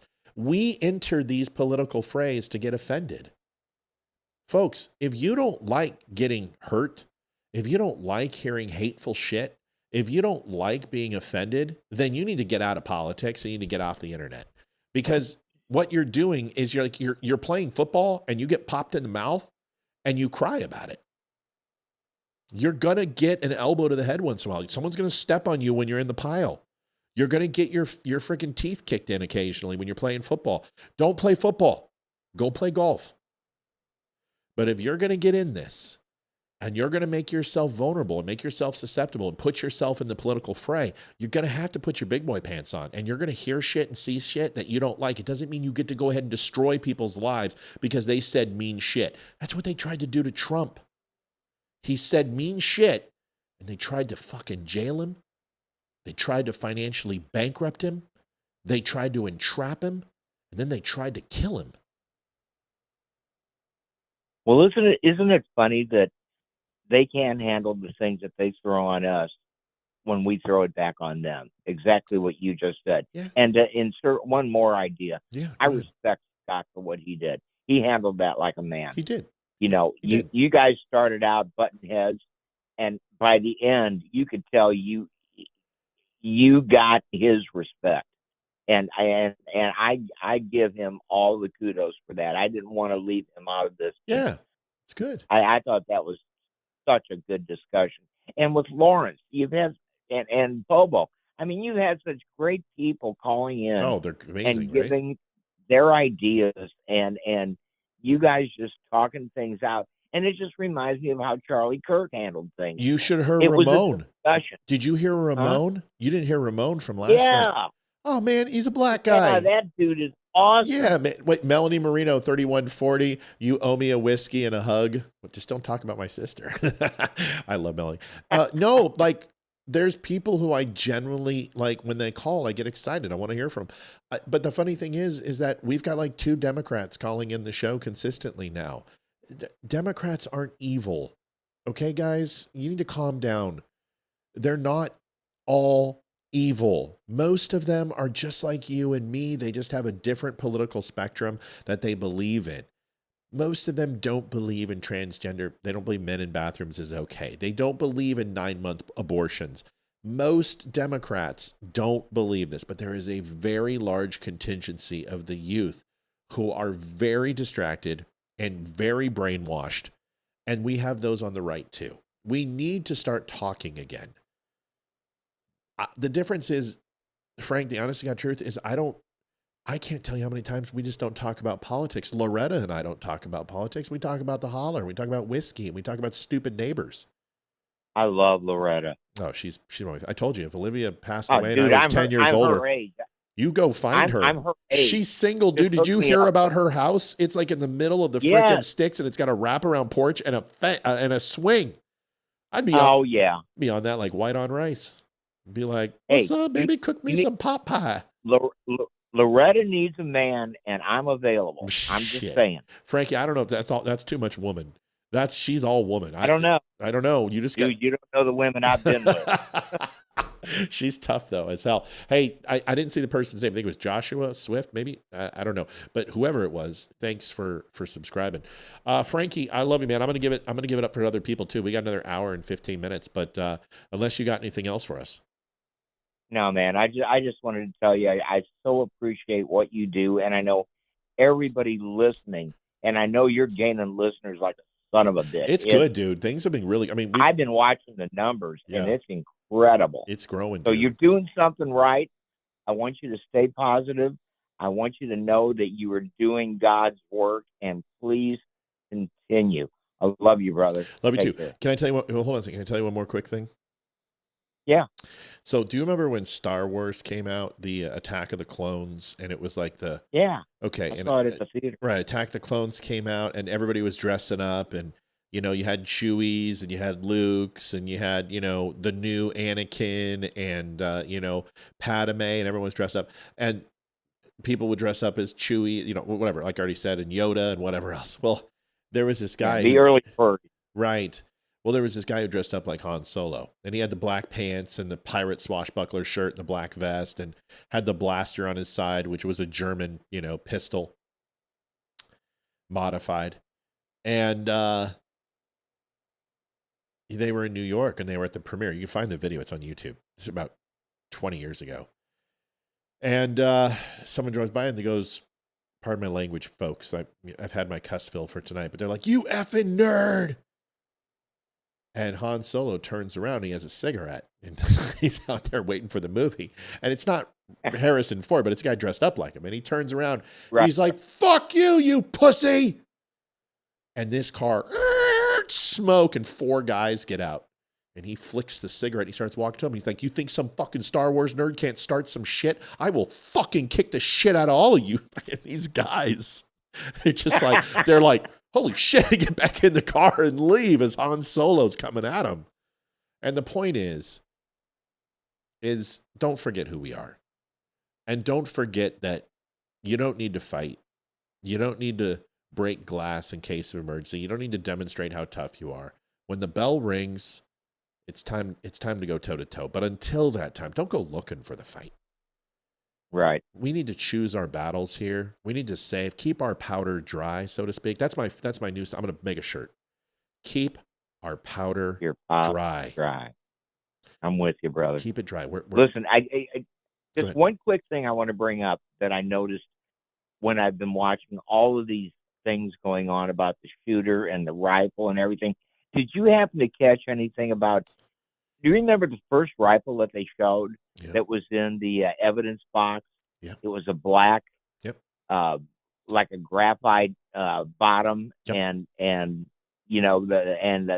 the scope was way too far back. I would have taken the guy's eye out. And then did you see the second shot that they showed of another rifle that was in like a rifle, a holder? And it didn't look at all like the first rifle that they showed. Mm-hmm. It was just something I kind of tuned in on. I was like, these are 2 different rifles. What are they doing?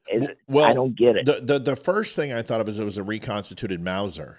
And that's what I heard. It was a 30-06. And those Mausers come over from overseas in Austria, Germany, wherever else. And then they're sold to blacksmiths out here. But you're right. The scope was too far back. And I don't know if that was a mock image or what. I haven't seen this new one. I don't. There's some videos I'm going to play tonight. The killer has ultimately admitted everything. They got into his phone. This guy's cooked. He's toast. He's toast. He openly admitted it. The charges have been filed. There's 7 charges. They got him on conspiracy. They got him on trying to obstruct justice by destroying evidence, by tampering with witnesses. They got him on first-degree murder. They haven't charged first-degree murder, but they got him on murder with malicious intent. He's fucked.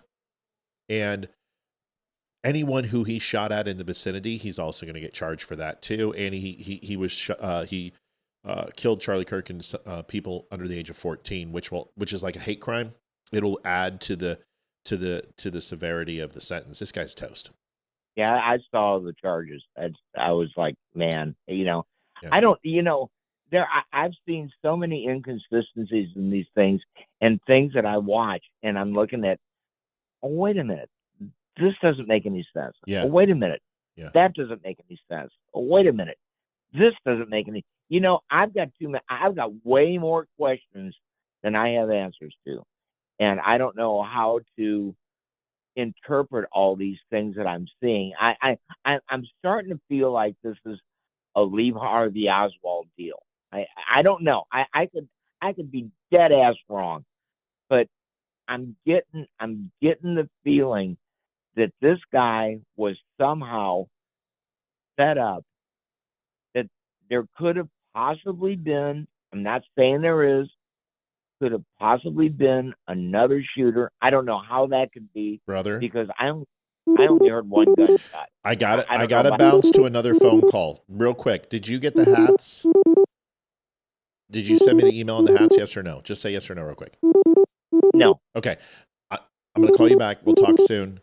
I'll answer that tonight when we go over it. I got to get this call, okay? All right, buddy. All right, buddy. Thanks Love for calling. Love you too. Hey, this is Matt from The Dumb Show. Who am I talking to?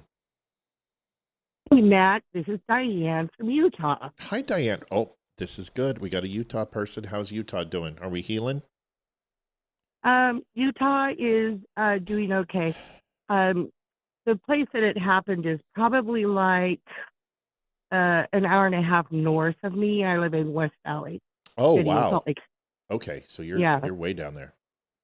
Yeah, so I wasn't close by, but Wasn't it close to St. George? Because I've been through St. George 100 times. Yeah, it was closer to St. George, and so that's a little distance.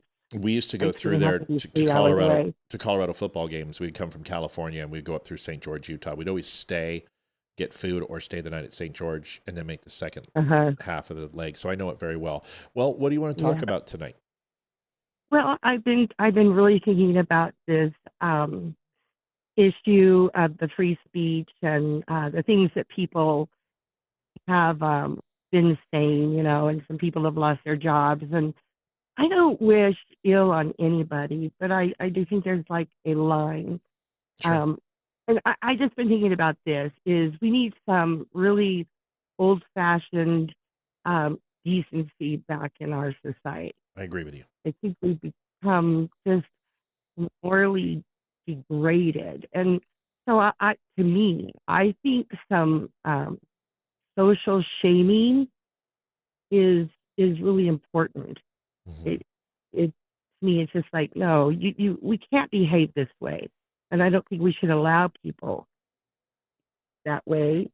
But on the other hand, I'm not for like doxing people, give their names and their addresses and things like that, because that's just doing what the other side does.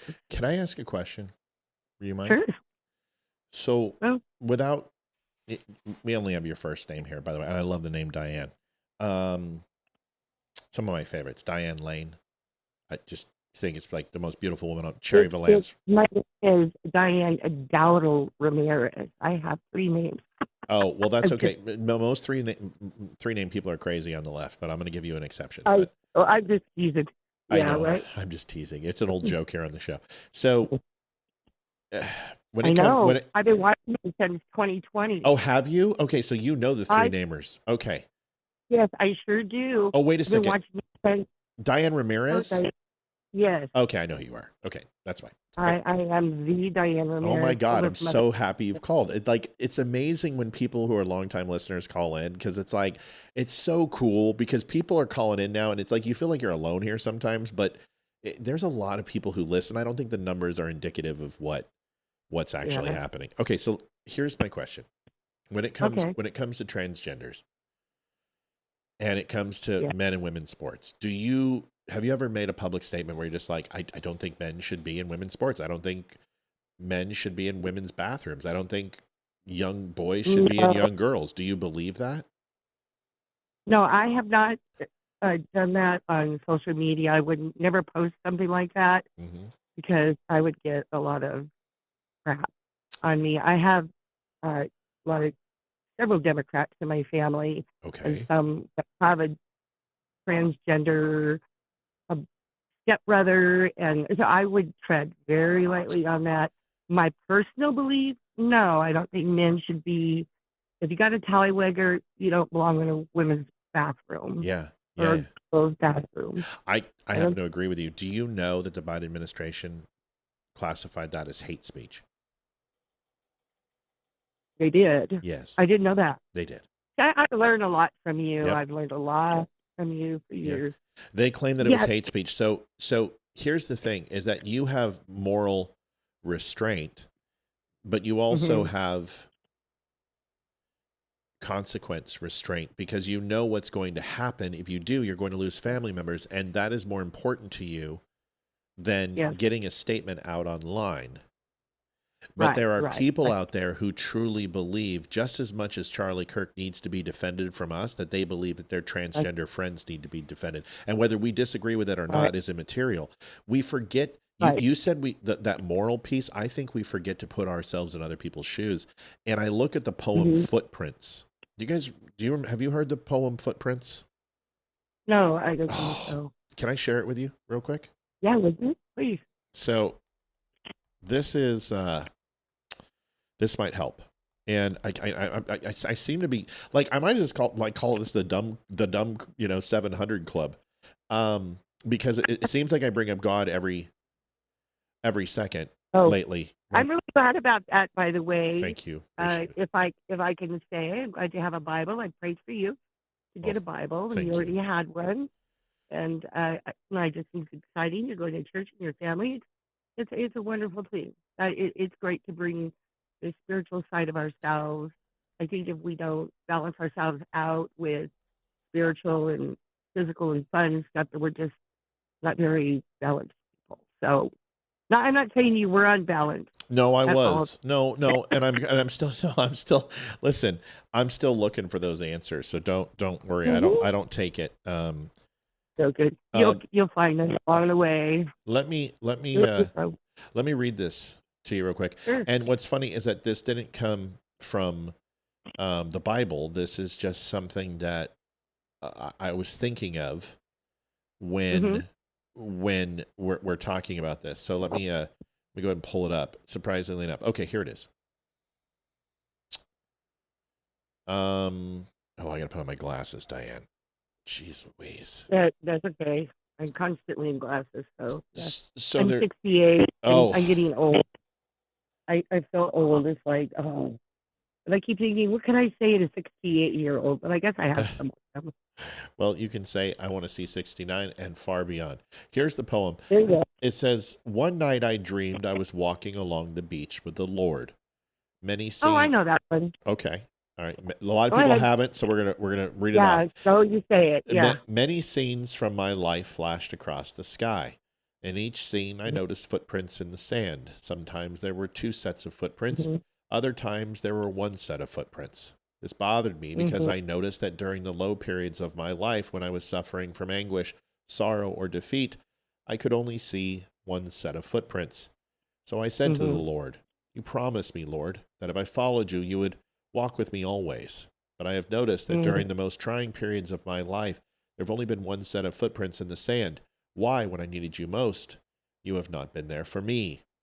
The Lord simply replied, the times when you have seen only 1 set of footprints in the sand is when I carried you. Thank you. Yeah. And I can't help but think about that poem when I think about the people who we are condemning to be jobless or possibly decide that after they lose their job and they can't pay their rent, they can't pay their food, and they said something horribly malicious and hateful online, that they may decide to do something internal to themselves, not just their spirit, but their physical form, and take their own life.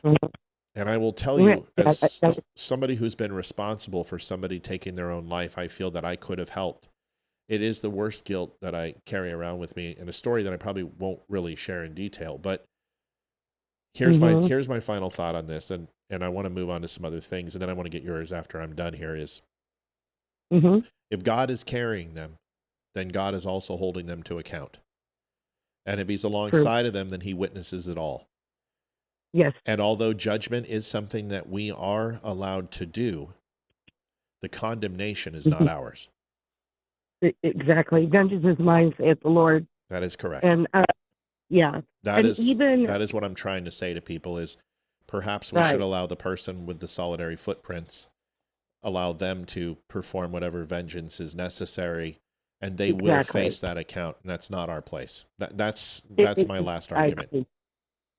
I agree with that. And I'll throw something in a wrench in this too is I believe that perhaps God allowed Charlie Kirk to be shot for a higher purpose. I see, and I was watching something today, 2 things actually, that it's a magazine, and I'm sorry, I think it's called Jezebel. I don't know for sure, but there were a witch that wrote this article. She hired witches to put curses on Charlie. Okay. And then several days later, he was dead. And when we think about it, Trump missed the bullet. God protected him. And people might ask, why didn't God protect Charlie? But our ways are not God's ways, and God's thoughts are not our thoughts. We're very finite in our thinking. And if we did stop and pause for a minute, as tragic as it is, I mean, I cried for days. I loved Charlie, and it just breaks my heart for his family and that we don't have him here anymore being a mouthpiece. But we all have a mouth, and we all need to use it wisely, And so I just started thinking, God does have a bigger purpose, and He says what is, meant for evil, what Satan means for evil, God uses for good. And so as we watch what's happening, and people are going back to church, people are reading their Bibles, people are saying, "I am Charlie Kirk." They're stepping up to the plate and letting their light shine instead of, putting it back and going, well, somebody else is to say that or whatever, because somebody else is doing that. We all have to step up to the plate and be gracious. We need to be gracious to everybody, and no matter what they do or what they are. But I can't tolerate threats, though. I think that's not free speech, though, right? So that's right. We're just Exactly. we're mixing apples and oranges. People want to talk about free speech and then talk about laws that are already in place to stop threats and violence. That's right. like it's just a word. When you say hate speech, it's just a moniker. It's a buzzword for leftists to control what people want to say. Cenk Uygur, I got to give Cenk Uygur credit today. This is what he said, and he was right. I'm going to show it to you. And I don't like Cenk Uygur. Everyone here knows I don't like Cenk Uygur at all. Basically, what he said was, I have to give it to the right, because as soon as Pam Bondi said that, all sorts of administrations start flaring up about hate speech whenever they see dissent that they don't like. Well, the right pushed back, and they went after her. And good for them. They're the only ones that do it. And I was one of them. Yeah. And I got a lot of shit for it. I had death threats for people saying, fuck you, you're a liberal, you're a lefty because you don't agree with Pam Bondi. I'm like, what the hell are you guys talking? I mean, we have some crazies too, Diane. It's not just the left. Oh, don't we? Yeah. We need some people who need to get a reality check on our side too. You know what I mean? Oh, definitely. Yep. I think we sure do. All right. Well, I appreciate you. I do have some news I want to cover. I'm in my final hour. I got to get to a break because we're only, we got a lot to do. So thank you, Diane. I appreciate you calling in. Please don't be a stranger. Do it again, okay? I'll try to do that. All right. Okay, Matt, was great. And hi, everybody out there in the internet world. Thank you, Diane, for calling. We really appreciate you. All right. Talk to you soon. Bye. Okay, bye-bye. Bye-bye. That was good to have her call in. All right, let's go do this. Let's do a quick commercial. We've got a whole bunch of people on. Folks, if everyone gave $1 right now, we would hit goal. We are at 114.49. We're trying to hit 300. Hope you guys have enjoyed the show so far. We've got a lot more to go. We're still taking call-ins. I do want to talk a little bit about some of the things we missed last night. Some of the updates on the conference between the killer and the judge, so you can see that. If you guys would not mind, hang tight.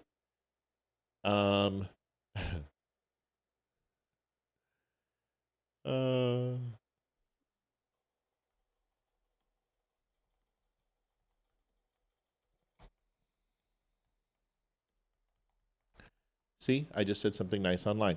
I guess so. Somebody said they literally want DEI for conservatives, and they're talking about public universities getting more conservatives. And I go, so DEI is bad? Thanks for playing. And he goes, so now it's good when it's for conservatives? Oh, retard. And I said, nope, just exposing your hypocrisy, fuck stick. So see, I'm nice. I even gave him a little nickname. You don't give nicknames to people you don't care about. We'll be right back.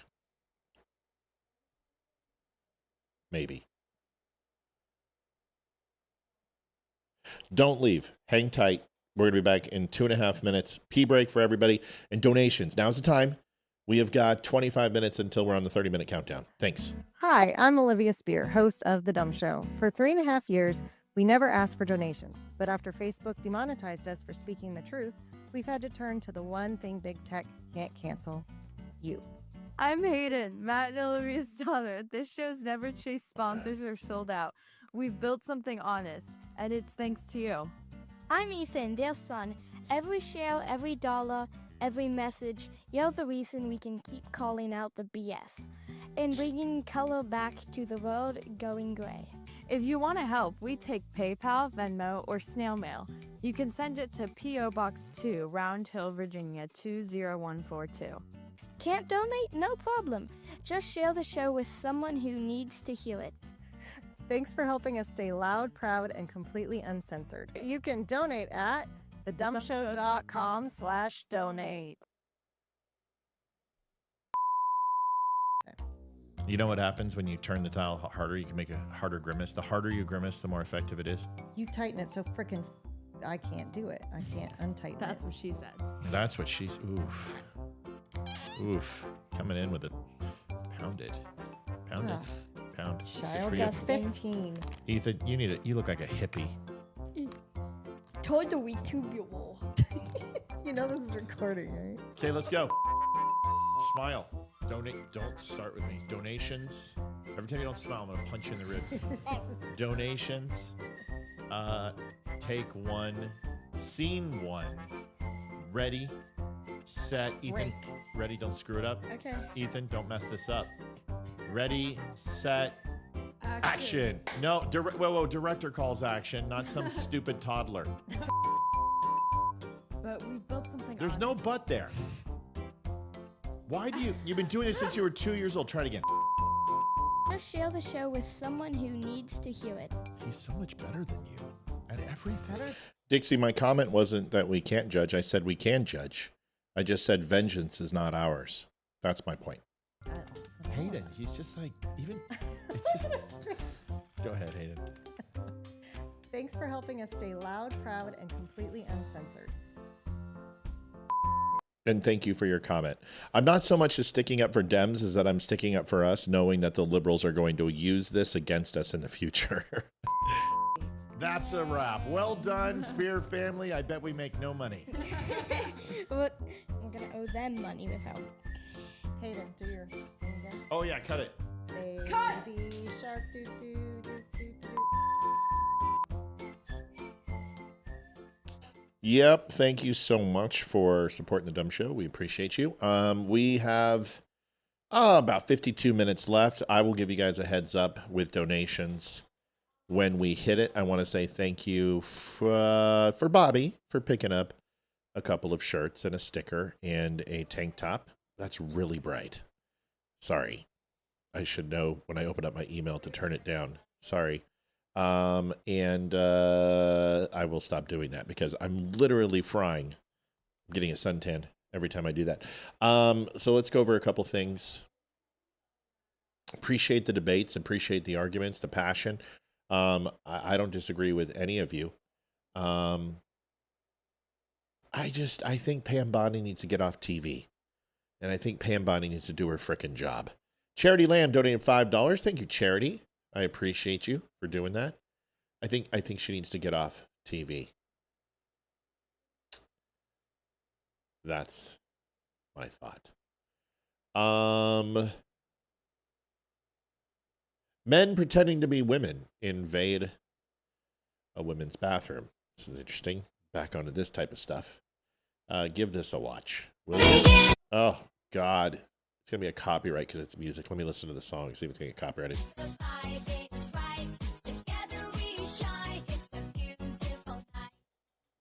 This shit isn't okay. Seriously? Like, I don't know. This isn't okay. This is just stupid. Stupid. Dumb. If I walked into this bathroom And I saw this. I don't know what I would do, but I wouldn't feel comfortable. And if I'm not comfortable as a guy, I don't understand how women could be.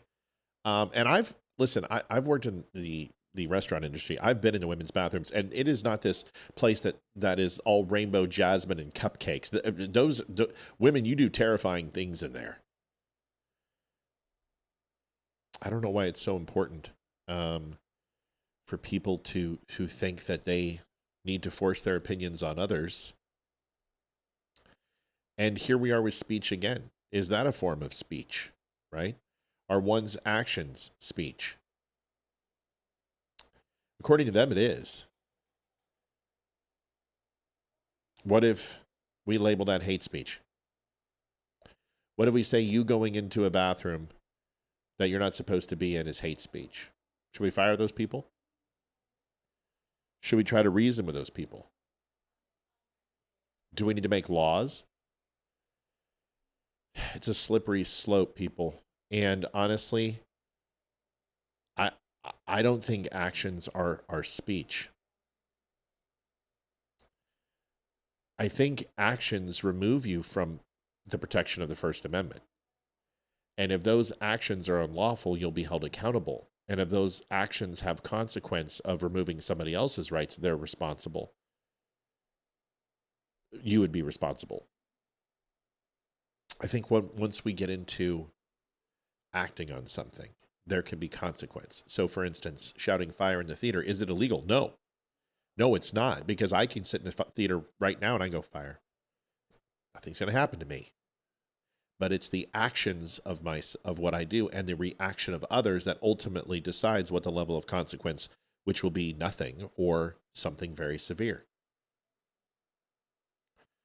Kat Alkire donated $20. Great show. And callers, God bless. Thanks, Kat. But my point is our action, can it make it worse? The answer is, of course it can.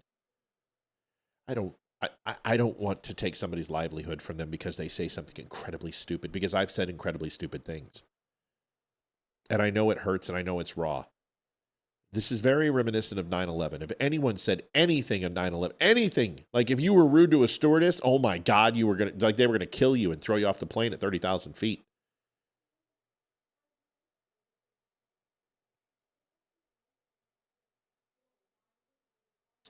And then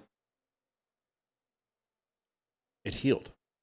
And there's still scars, and we still don't like it when people say things, but we're certainly not as reactive to it as we were. So can we just reflect on ourselves? If we're so raw, if we're so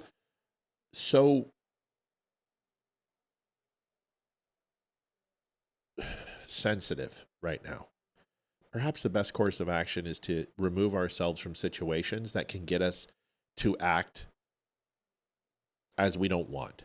That's my point. I don't know. Maybe we agree, disagree. I don't know. I'm just all for the Constitution. I've always been for the Constitution. I'll never not be for the Constitution. Don Lemon home. Don Lemon. Why does he look like a 1970s pimp with goldfish in his shoes?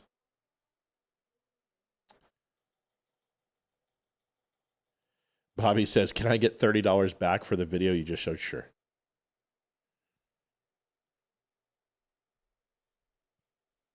Hey, Joshua.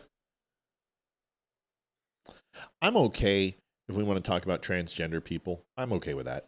But can we use the epitaphs and just throw them away, please? My thread doesn't need it. And I don't need a strike. And I don't call people tranny. And, I will use examples. Like when I was having a conversation with Lawrence, who I really, really liked, to try to say something that was offensive to him to get him to understand my point. But I don't like any of that stuff.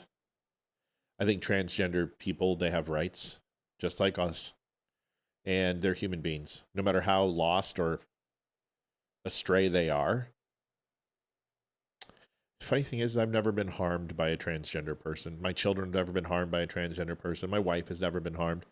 And I don't have any ill will towards one individual. I have an ill will towards people who push the agenda on my kids, and I think that that's wrong. And I have ill will towards people who want to cause my family harm. But I know that I don't appreciate epitaphs thrown at me or monikers that are thrown at me and that are derogatory and degrading in nature. And I just don't think it's necessary. I don't like what they're doing, but I don't need to use a word that obviously they don't appreciate to be called. So I don't know. Call me sensitive, but I don't know. Maybe I'm being a grump. Here's Don Lemon. Listen to this beauty. Ugh. We're just using Charlie Kirk. We didn't care about him. We didn't like him. We're just using him for clicks. So there is, this is sort of a two different universes, two different worlds that we live in here in America. And I'm generalizing because there are some folks, there's some in every bunch. There's some who are black folks who are like, yeah, I loved him or whatever. Okay, fine. But those are few and far between. Let's just be honest.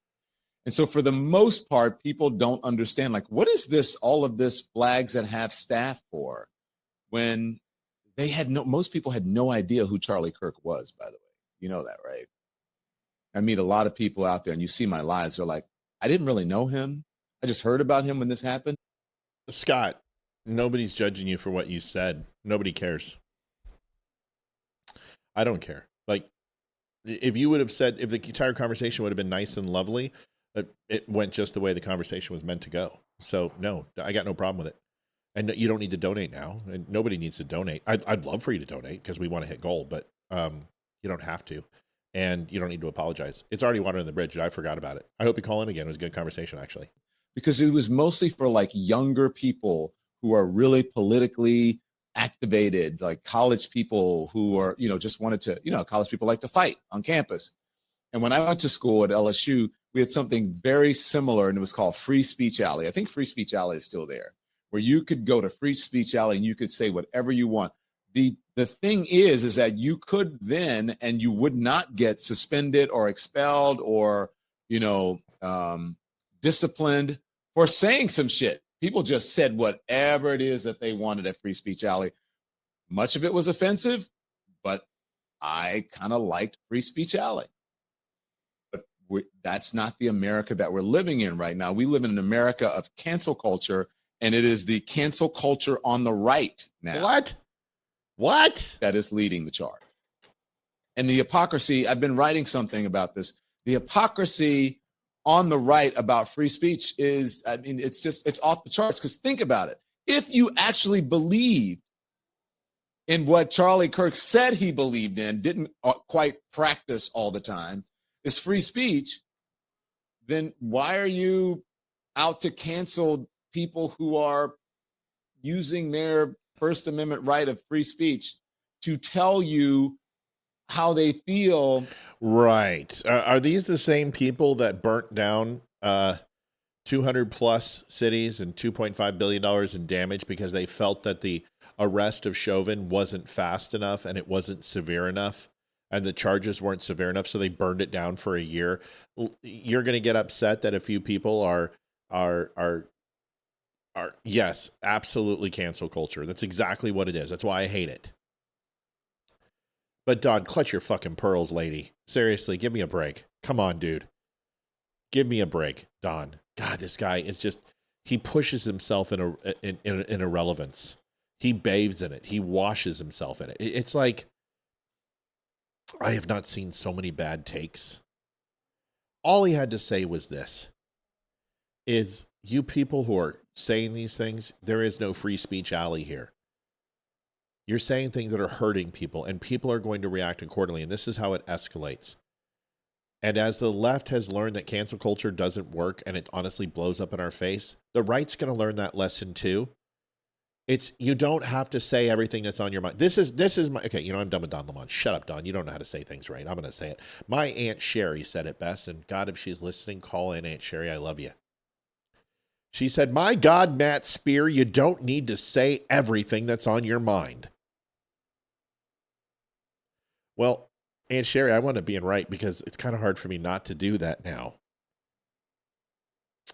You'll need to unlock your iPhone. Shut up, Siri. It said Sherry, not Siri. Jackass. But she said that to me in my Bakersfield home one night. My God, Matt Spear, you don't need to say everything that's on your mind. She's kind of right. She's not kind of right. She's right. Frank Riley donated $21.10. Thank you for the great show last night. Helped me a lot. Frank, the extra hat, enjoy it. Enjoy it. Sometimes, occasionally, I throw things into listeners just because I want to say thank you. That's all. So, thank you. There it is. I hope that helps. And, so don't worry about it. It's yours. I want you to have it. Give it away. Wear it twice. Go use one for outdoors and working out and mowing the lawn, and save one for when you go to a good dinner where you can go ahead and wear a bolo tie, put on yourself a Don't Unfriend Me hat, put a gallon of chaw on your lip, put on your cowboy boots, and go on to the town.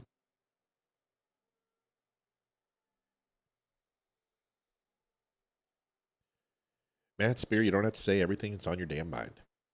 And sometimes maybe the left could create just a little bit of guidelines and boundary and say, you guys don't need to say everything that's on your mind.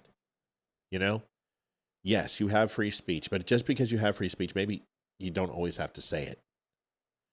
Sometimes you should withdraw instead of tilt. And you think the left would learn that maybe it's just now the time not to fuck with Charlie Kirk, because we're not in the right state of mind.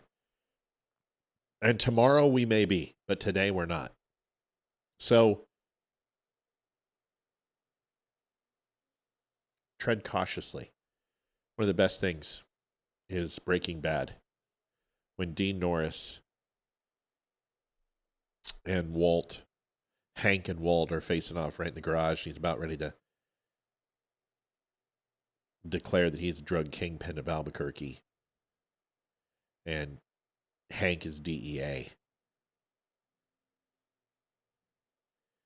And Hank is he just socks Walter right in the face. And he's just tearing into him. You're a drug dealer. You're a loser. You try to kill those people.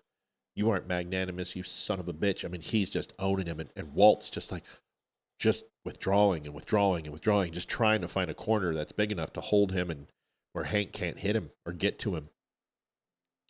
And Hank says one thing, and he says, you bring Skylar, you bring the kids, you drop them off here, you leave, and we'll talk. And Walter's face just goes, whoop, and a new man is standing in front of Hank. And Walter goes, that's not going to happen. And Hank just looks at Walter and says, I don't even know you anymore. He goes, and if that's true, and then Walt says, if that's true, perhaps you don't know me anymore.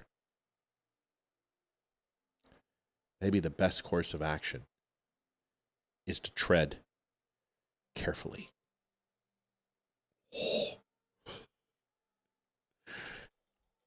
We're Walter.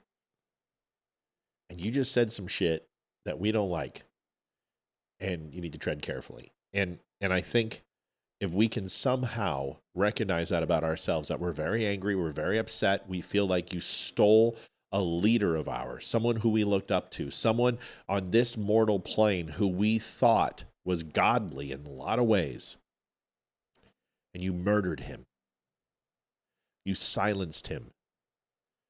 You martyred him. And instead of recognizing that martyrdom and respecting who he was, you're desanctifying his image.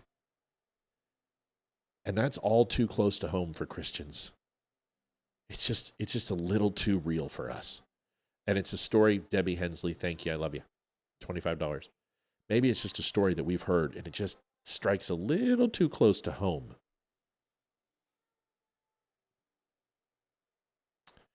And maybe, just maybe, your best course of action is to tread carefully.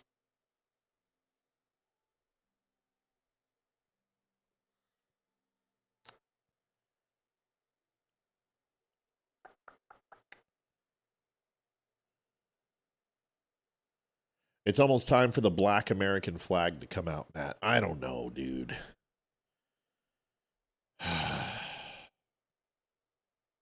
I'll tell you what, I don't think this gets better before it gets worse. You know what I mean? I think it's going to get worse. Hi, babe. I thought I called out Kat and Debbie. Kat and Debbie, I love you. Thank you. I'm zone 2. I'm dying. People don't know that I'm... It's okay, Ash. I love you, baby.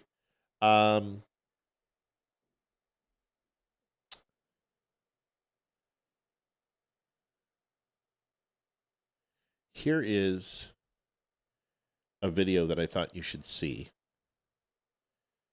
And call-ins are still happening. 276-200-2105. Your topic, your choice.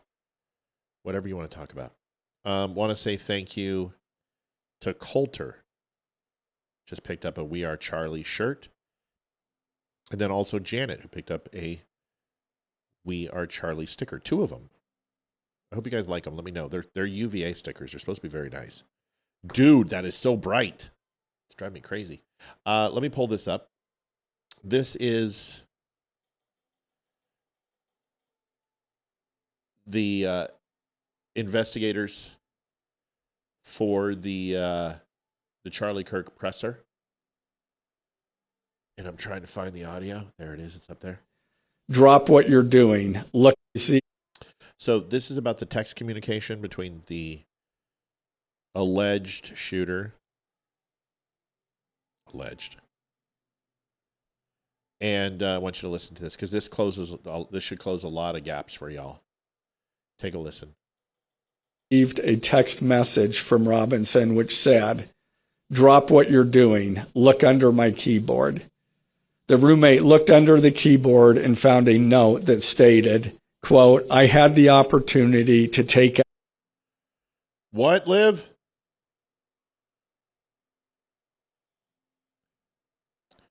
Liv is... Did I not say Matt Holiday? Matt, thanks for the donation. I'm off tonight, dude. I'm out. I'm sick. I'm sick and I'm fuzzy. I'm sorry I missed it. Here's the video. Thank you for the donation, brother. Out Charlie Kirk, and I'm going to take it. Police found a photograph of this note. The following text exchange, then took place. After reading the note, the roommate responded, "What? You're joking, right?" Robinson, "I am still okay, my love, but I'm stuck in Orem for a little while longer yet. Shouldn't be long until I can come home, but I gotta grab my rifle still. To be honest, I had hoped to keep this secret till I died of old age. I am sorry to involve you." Roommate, "You weren't the one who did it, right?" Robinson, I am. I'm sorry. Roommate, "I thought they caught the person." Robinson, "No, they grabbed some crazy old dude, then interrogated someone in similar clothing. I had planned to grab my rifle from my drop point shortly after, but most of that side of town got locked down. It's quiet, almost enough to get out, but there's one vehicle lingering." Roommate, "Why?" Robinson, "Why did I do it?" Roommate, "Yeah." Robinson, "I had enough of his hatred. Some hate can't be negotiated out. If I am able to grab my rifle unseen, I will have left no evidence. Going to attempt to retrieve it again. Hopefully they have moved on. I haven't seen anything about them finding it." Roommate, "How long have you been planning this?" Robinson, "A bit over a week, I believe. I can get close to it, but there is a squad car parked right by it. I think they already swept that spot, but I don't want to chance it." Robinson again, "I'm wishing I..." Jason, I know what the Black American flag is, and I don't agree. I've already said that. "Had circled back and grabbed it as soon as I got to my vehicle. I'm worried what my old man would do if I didn't bring back Grandpa's rifle. IDEK if it's had a serial number, but it wouldn't trace to me. I worry about prints. I had to leave it in a bush where I changed outfits. Didn't have the ability or time to bring it with. I might have to abandon it and hope they don't find prints. The roommate received a text message from Robinson which said, "Drop what you're doing. Look under my keyboard." The roommate looked under the keyboard and found a note that stated, quote, "I had the opportunity to take out Charlie Kirk, and I'm going to take it." Police found a photograph of this note. The following text exchange. So, sorry, because the first was a little scrambled. I wanted to go ahead and just let you guys hear that. All the people who are blaming the Jews, all the people who... Can I just tell you the conspiracy theories annoy the shit out of me? Because they're not calculated, processed, and presented with the burden of proof. They're just speculations. And everybody was, oh, it's Benjamin Netanyahu, the Jews killed him. Take a look at Candace Owens. She's still trying to sell that grift. I mean, a rabbit farts in the woods and it's the Jews' responsibility. I'm so tired of this shit. You don't need to overcomplicate things. This kid was not a professional. I told you he was not a professional. We nailed it. The one thing I want to circle back on is that I really want to look at the footage again. I don't think Charlie was wearing a vest.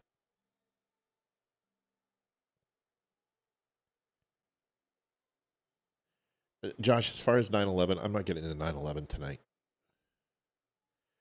I think my answer that I just gave you about conspiracy theory, I think people spend a lot of time who don't know anything about something talking about it.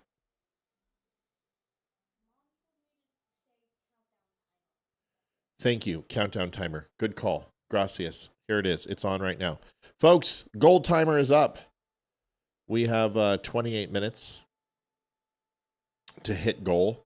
And honestly, we've already been on for a couple hours. We should already be well above. And I'd really like to hit it. So we're at 196.39. We need to do $104 to hit goal. And we've already been on for 2.5 hours. So if we have a chance, please, let's dig deep. Let's make it happen. Let's hit goal so we can move on and get off on time tonight. Because I came on because I felt the itch to get on here and have a conversation. As far as conspiracy theory and who did what, here's the thing: is instead of saying who did what, because that's usually a premise just to disagree, is why don't you tell me why you think it was somebody else, and I'll tell you why you're wrong. You know, I always love it with 9/11ers. Oh yeah, who do you think it was? It's not that. Why don't you tell me who you think it was, and tell me what proof you have, and then I'm going to tell you why your proof is wrong. And that's much easier. That's an easier conversation to have. That conversation lasts 10 minutes versus me starting explaining why I'm wrong so they can tell me why, or tell them why I think it is so they can tell me I'm wrong and then explain why they're right. It saves so much. What do I think about people saying that Charlie died on September 9th? I think people are idiots. That's what I think. I've already addressed the Amazon books. Here is Bill Maher. I tell you, man, I got, in my older age, minus the God thing, I gotta be honest, I'm relating more to Bill Maher than just about anybody. He says, okay. Once again, Josh, great. You can think anything you want, and that's because we're in America. And I don't argue with people who think things and believe things. I only really debate people who know things. So here we go. Let's watch this. Bill Maher kills it. Just the fight I am been having with the left, while I'm, of course, the irony, as a lot of people in my position, is still a liberal, just a traditional liberal, won't go along with their, like a lot of the stuff that's just crazy out there too far, which gets Trump elected, blah, blah, blah. As I always say to my woke friends, we voted for the same person. You're just why she lost. I'll get it. Okay. Took me a second. Sorry, I had to absorb that. Okay. You know, they're the people who don't want to talk. It's my main issue with them. And Charlie Kirk was a guy who, like, he was always talking. And I talked to him here. You know, the right-wingers say what you want about them, but they talk to you. They're not into this leftist think. The left really has much more of a, I don't talk to you. I don't want to deal with you. You're deplorable. I can't break bread with you. Yeah. Well, That it's- attitude, and like all the right wingers, they don't have that attitude. No, again, I didn't vote for them. And Charlie Kirk and I certainly don't agree on much politically. But he sat here. He's a human being. He's not a monster. And a husband and a father. Yes. And I liked him. I liked them all. They're all nice people when you meet them in person. And they're not as. Josh?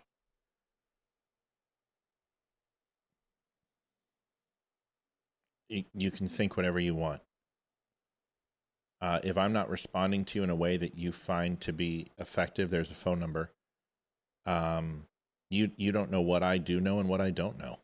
So I don't think you're in a place to say that. I'm aware you lost somebody, and that is a horrible thing.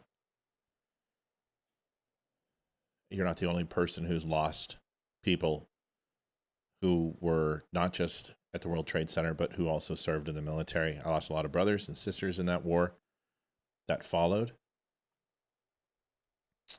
You're allowed to think whatever you want. This is America. If you want to know what I think there is a very detailed and thorough investigation into what took place that can answer those questions for you. But if you would like to call me and test what I do and don't know about that day,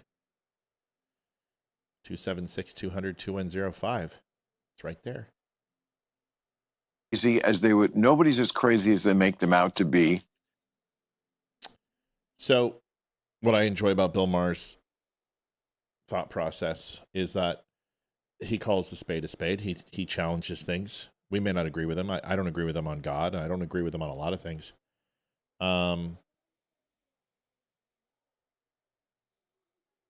Yeah, Josh, this isn't our topic for tonight. So if you want to have that conversation, call into the show. And I think that people misrepresent what Bill Maher is about. And the man has always been very conservative when it comes to fiscal responsibility, conservative with social liberties. But when it comes to, civil liberties, but when it comes to social type content, he's always been fairly liberal. And that's not different than most people. Most people follow the same thing.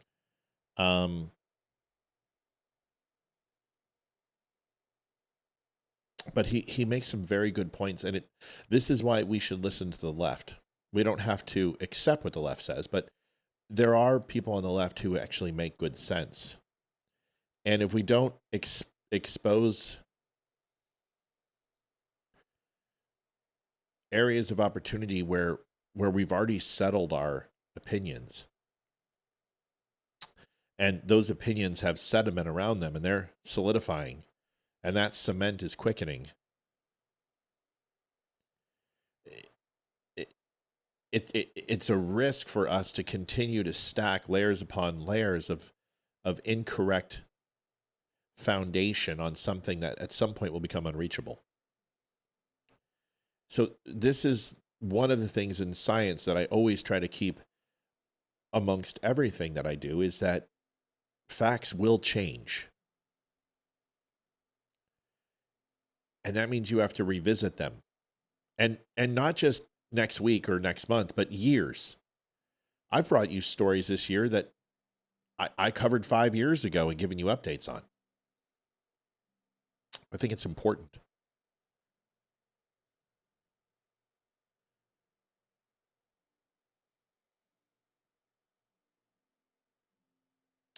And the one thing I like about Bill Maher is that his opinions are not cast in stone, and they're not sedimentary. They're flexible. And he can have his mind changed, but not about the entirety of his thought, but portions of it or a semblance of it. Like, he respects Trump for some things, but he hated Trump 4 years ago, hated him. And now he still doesn't like him, but he can find things that he does that are acceptable. This is my relationship with Bill Maher, and I've had it since I was a little boy watching him on Politically Incorrect.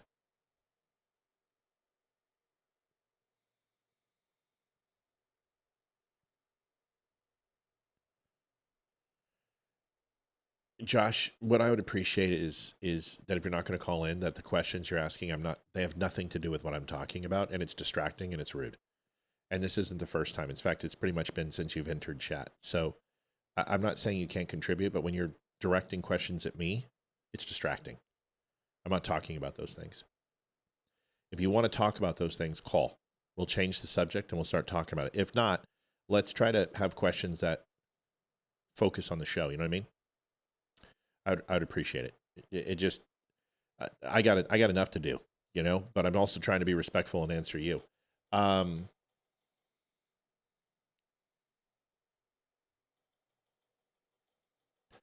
Do I think our republic will stand? No, every government has failed since the beginning of time. We will falter. Somebody bigger and stronger will come along one day, or a meteor will hit, or a famine, or a plague, or economic hardships. Empires don't stand. There's not a standing empire that's been around since the dawn of time.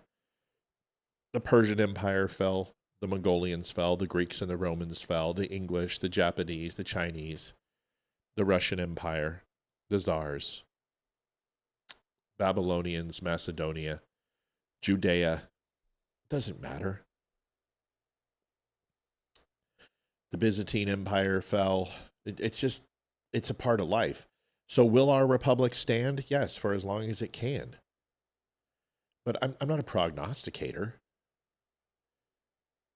But I will tell you this, is that before most empires fall, civil war does kind of cleanse the ability to want conflict. And it's sustained us for quite a while. And we've forgotten what the taste is. And I think it won't take a full-blown civil war for America to realize that they don't like the taste any more now than they did back then. Even less so now.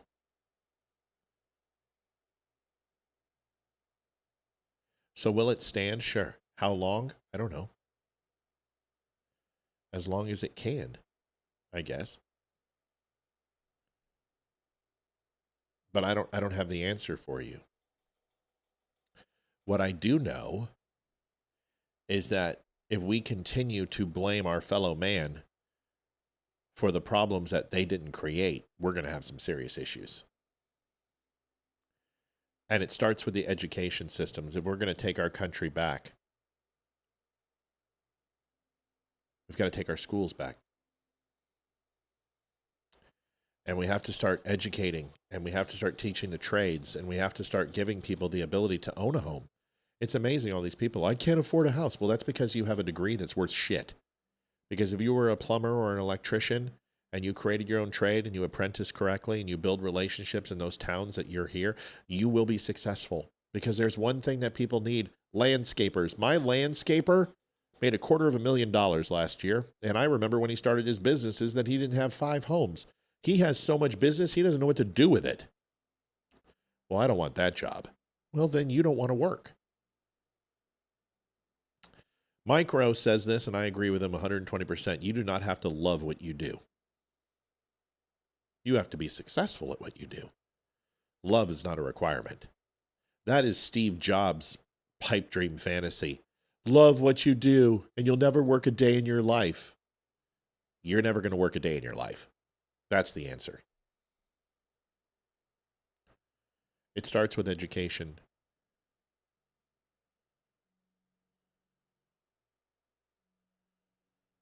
That's what it starts with. It starts with education.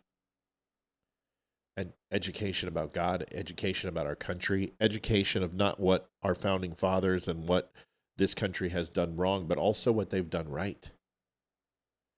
It doesn't need to be so fucking negative all the time. Because in the scheme of things, the Civil War, slavery, World War I, World War II, suffrage, there are progressions into bigger and better things. And they were the stepping stones that took other civilizations millennia to learn. We were the second country to stop slavery in the world. England was number one, the fucking Brits of all people. The most oppressive empire ever to walk the earth. But they didn't do it out of any moral justice, just like Abraham Lincoln did. They did it because they wanted to turn black slaves against the country. They wanted to create insurgencies. Hell, even the Brits used black people. Everybody did. White people used them. Black people used them. Jamaicans used them. Haitians used them. It doesn't matter. Everybody uses everybody.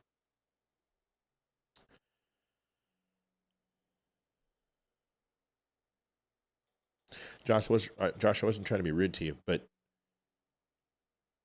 just trying to say, man, if you have a question, call in. Or call in for a different time. But we're not talking about 9/11 tonight, you know? And if we do, we should just do it on a call-in because it's not going to work over chat.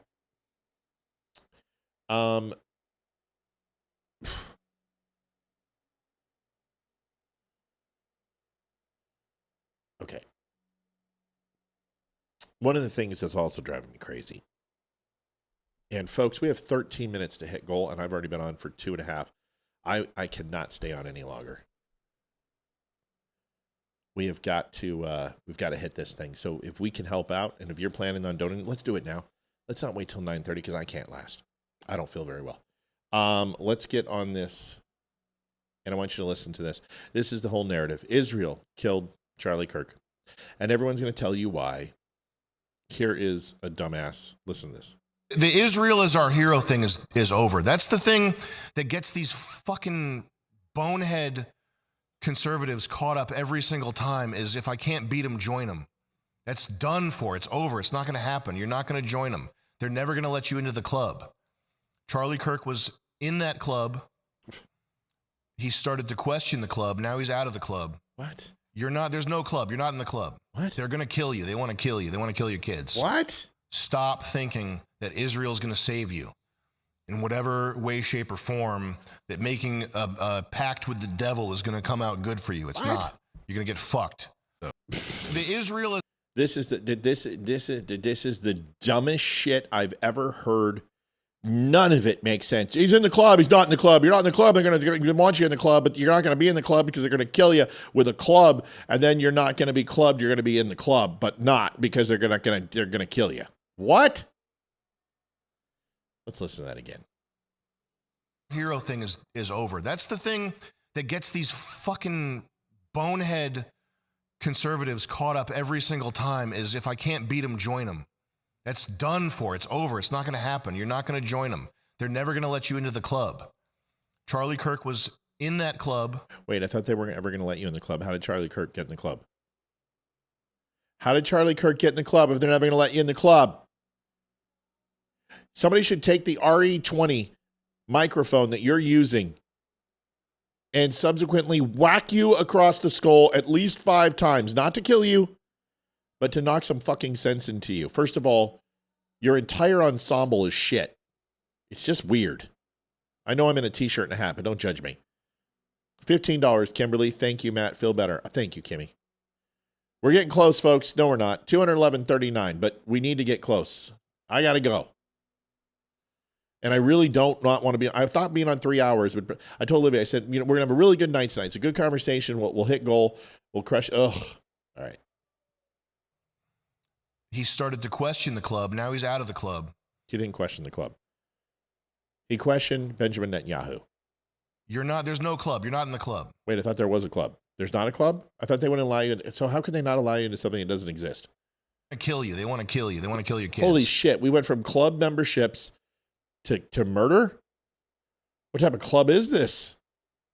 Stop thinking that Israel's going to save you in whatever way, shape, or form, that making a pact with the devil is going to come out good for you. It's not. You're going to get fucked. What a clever wit. It's such an idiot. First of all, Laura Loomer. Why is Laura Loomer on that list? Laura Loomer is a self-declared bipolar schizophrenic. And people are like, oh, she's so good. She's always right. No, she's not. She's always wrong.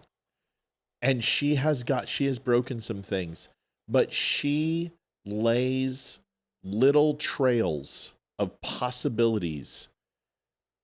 And when there is a semblance of truth in what she says, because she literally covers her ground, and she will then run with it, but not talk about any of the inconsistencies. Ben Shapiro, Mark Levin, listen, people aren't really going to Ben Shapiro anymore. Mark Levin's the same way.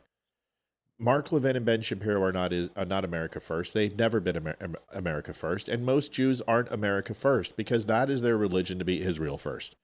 But does that mean that they're somehow subverting the United States? No, but it means they're always going to go on the side of Israel. That doesn't make them anti-American.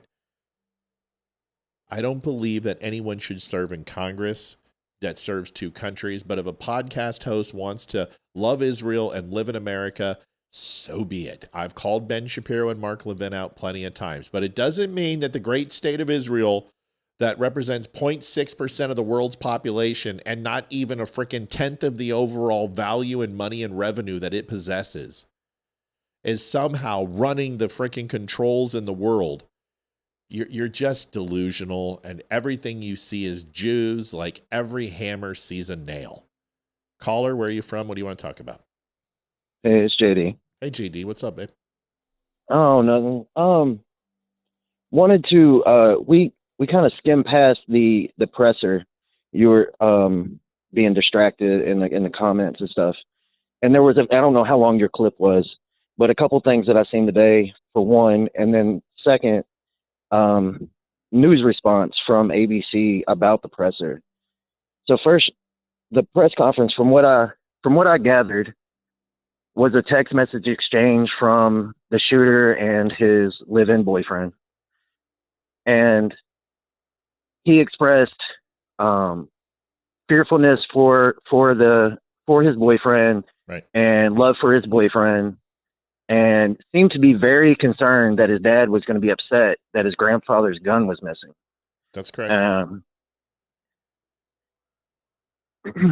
So, I mean, that's all fine. I thought it was a little weird that he's that concerned. It seemed like he had formulated a plan in his head and thought he was going to get away with it and needed to just get the gun back, and he was going to be able to get away with everything. There was no way they could trace him as long as he got the gun back. So just being that his main concern was his father being upset with him that he didn't have the gun seemed to tell how out of touch reality he was. Yeah, or what he had just done. Or he was doing something else. There's another side to it, but finish your thought, and then I'll bring another aspect to that. Go ahead. Okay.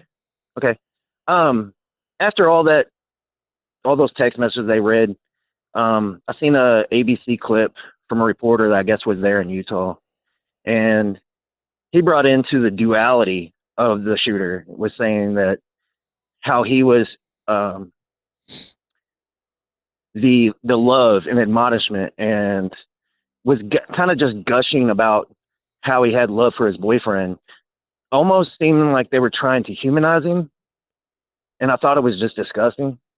And I thought, like, why is ABC trying to show like compassion or empathy through the shooter's eyes to the public? I thought it was just distasteful, especially for a media group that has humanizing our current president in the past. Yeah, look what they did to Luigi Mangione. Look what they did for him. Yeah. The only thing they didn't do was put him on a cover of GQ. Yeah, and they would have. That's for sure. What was your thought on the other side of that? I want to address a couple things. Somebody said that Ben Shapiro was going to take over TPUSA. I don't believe that that's what he said. I think, in not so many words paraphrasing, that Ben said that he was going to pick up the blood-covered microphone. Is what he was saying is that I'm not going to stop. I'm going to continue. I'm going to pick it up for Charlie. And Yeah, I think Jason Whitlock. Go ahead. Sorry. Go ahead. No, just real quick, is that they questioned Ben and were saying that he canceled all his events. And he's like, I'm not canceling my events. I've kept my events. That's a complete lie. And I'm going to pick up the bloody microphone for Charlie. What he was saying is that we're going to keep going forward. I also saw the previous donation, Phyllis Sherman, enjoying the show. Get well soon. Thanks, Phyllis. That was very nice of you. So I don't think he was saying that he was going to buy TPUSA. He said, I'm going to pick up the microphone. I'm going to pick up the microphone. Damani said he's going to pick up the microphone. We don't want a part of TPUSA.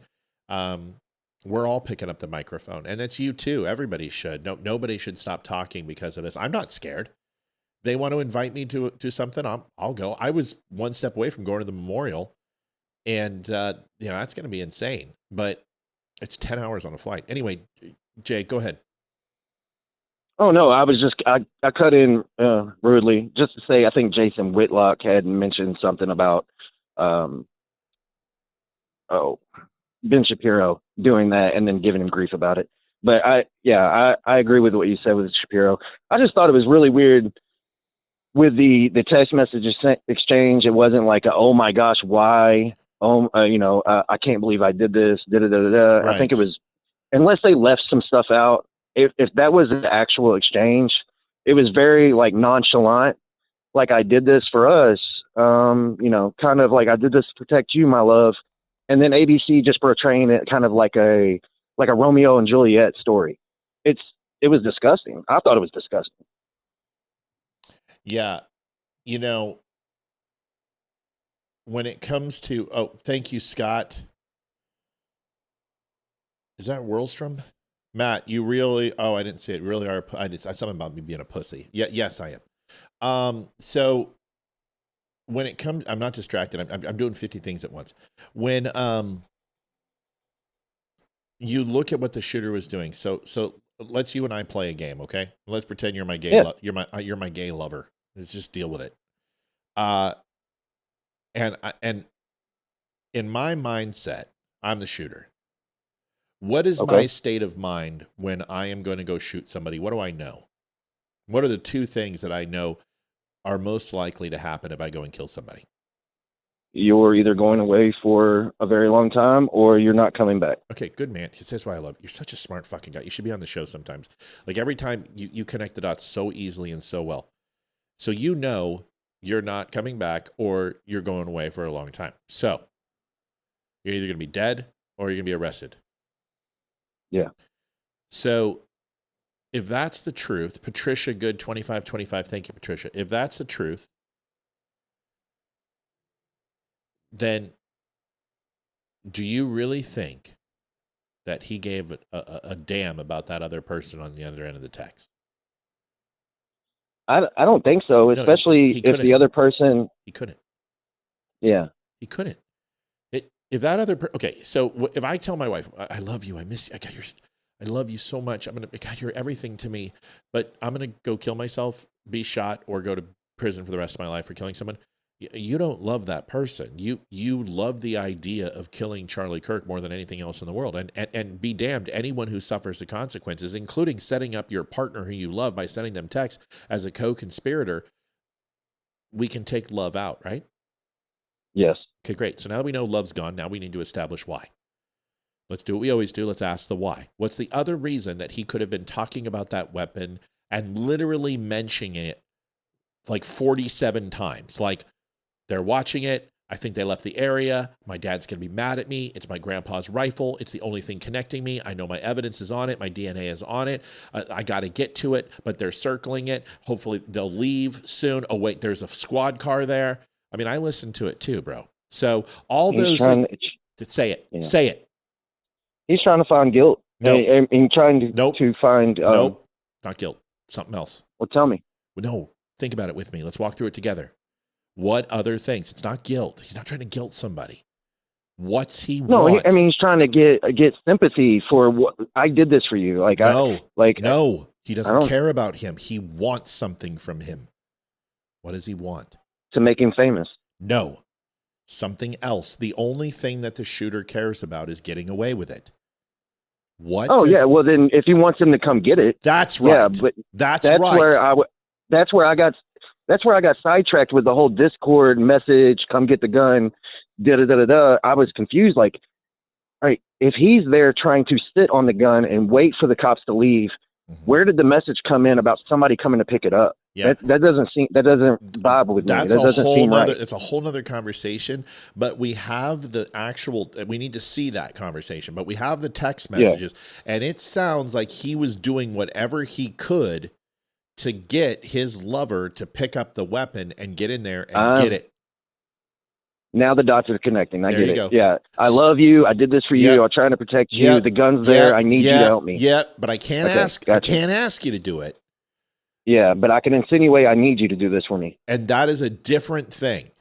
That is a Yeah, it's different manipulative. thing. It's manipulative. It's controlling. Yeah.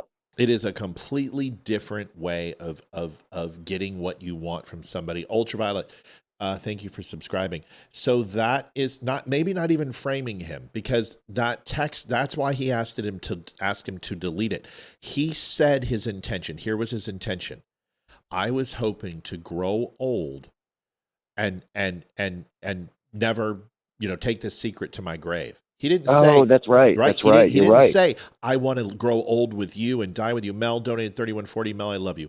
He didn't say, I want to grow old and die with you. He said, I want to grow old and get away with it.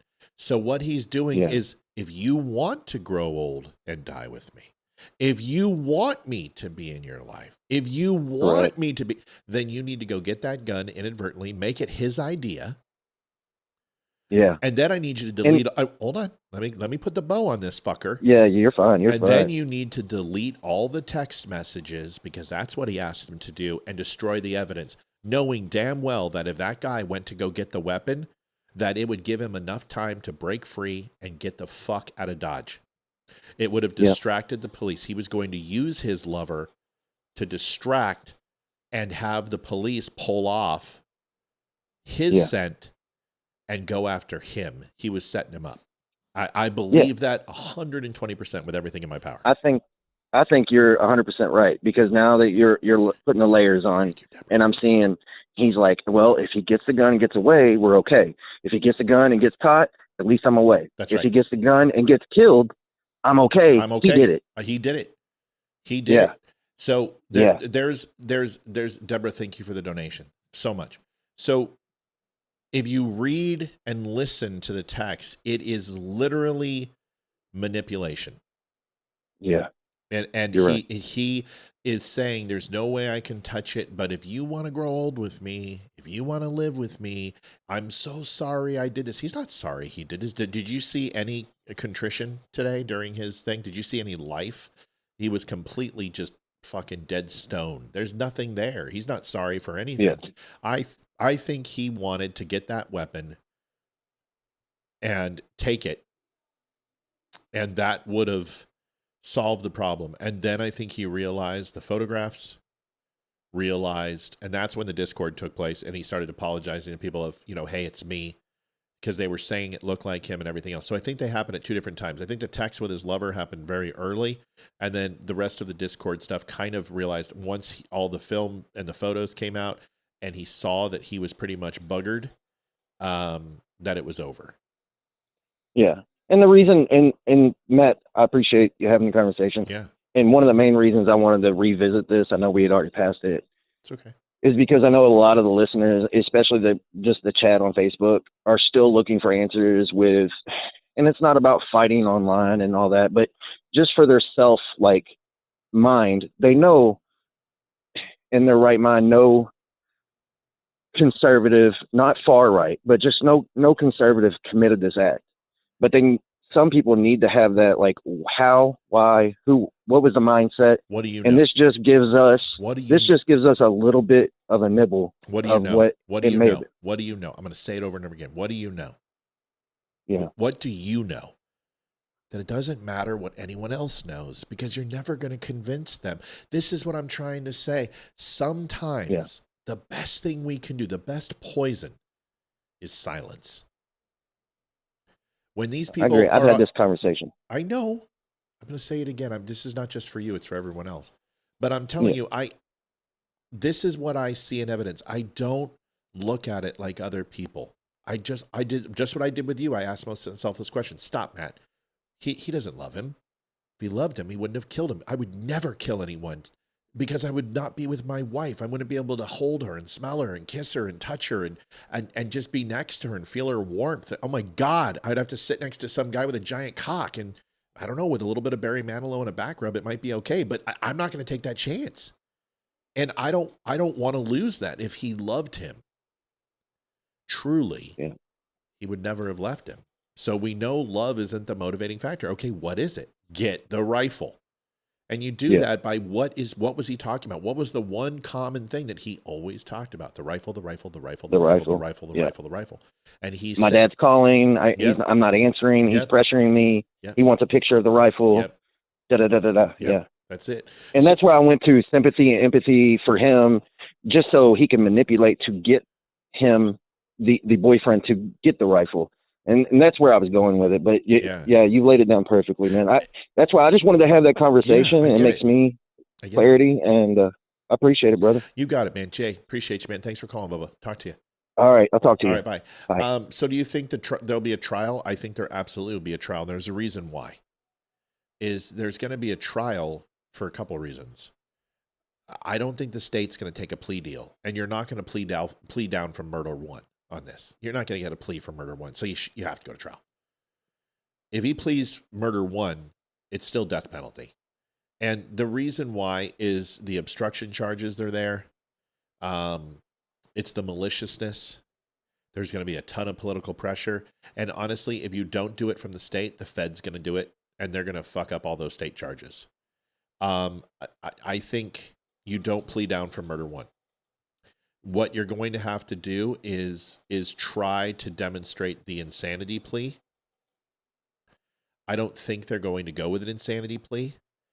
I think what they might try to do is turn it around on the parents and pull the Eric and Lyle Menendez type thing. My father abused me. He was an officer. He punished me. He hated me. He hated that I was gay. They made me stay closeted. They were abusive. They tormented me. And my dad loved Charlie Kirk, and I heard Charlie Kirk, and he made my dad hate me, so therefore I hated Charlie Kirk, and I didn't want to hurt him, and I didn't want to kill him, but I didn't know what else to do. That's going to be the plea. That's going to be his ploy. And any good murdered one lawyer is going to go with that ploy. And it just might pull on enough heartstrings in Utah. I hate to say it. It also depends whether they change a venue. You're not going to be able to try him in St. George area. I mean, it's too small. You probably have to take him to Provo. You probably have to take him to Salt Lake City. It just depends where the crime is going to be, where the trial is going to be conducted. And I believe it would be in Salt Lake, right? That's where UVU is. So it's a fairly liberal area. There's nothing wrong with Barry Manilow. Leave Barry Manilow alone. Just saying. And I'm ready to take that chance again. So will he plea it down? I don't think so. I think the preponderance of evidence is so, the exculpatory evidence is so massive. They've got DNA. They've got palm prints. They have an open admission. They have him turning himself in. They have digital evidence. They have video. They can isolate the shooter to one spot. They are going to get powder burns on him. He'll still have powder burns on him from firing the rifle even after those 2 days. So they're going to take skin samples. They're probably going to have nitrate testing on him that's going to go positive. They're going to nitrate test the clothes. He's fucked. This is fairly open and shut. The only way I see them getting this is getting a jury that is the right jury. And you just need one. You just need one Libby, one lefty, one person who thinks CEOs dying is a good thing, one person who hated Charlie Kirk that gets on the jury. And then he sells the daddy and mommy did it to me story. They loved my other brothers and sisters. They hated me. He wanted me to be in the military. He wanted me to be an officer. I couldn't be gay. I couldn't be with who I wanted to be with. That type of shit. JD, I love having you on. I don't think he'll use brainwashing of college because that transfers the onus. He has to take acceptance for what he did, but have a reason to doing it. College doesn't do it. It's passing the buck. He wasn't in college enough to be indoctrinated. Maybe was, but he's been a homosexual for a while. You just don't gay up in a semester. He's been gay for a while. I looked at his pictures. I've seen his videos. He's been pitching for the other side. So now he gets to tell a story. This is years of abuse from my father, not letting me be who I am. He hated me. He despised me. They believed in God. They believed in MAGA. The relationship changed. He started hating gays. You see what I'm saying? Go to bed. I love you, son. Thanks, buddy. So I think that's the defense. And you know, it depends on what type of lawyer. If he gets a state prosecutor, or excuse me, a defense public defender, he might as well just kiss himself goodbye. But the liberals will fund him. The liberals are already starting. They're laying the groundwork for GoFundMes. They're laying the stories. That's why they're doing this. They want him to be a martyr. And they want their martyr to be bigger than our martyr. Melanie says 5 years. He was 22, went to college at 18. I don't know what you're talking about.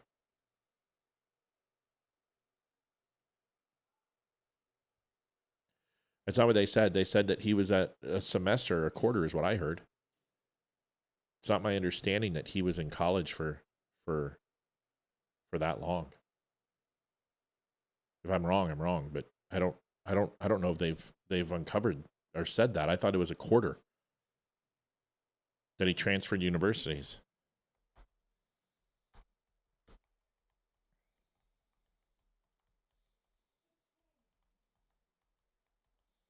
Let's find out.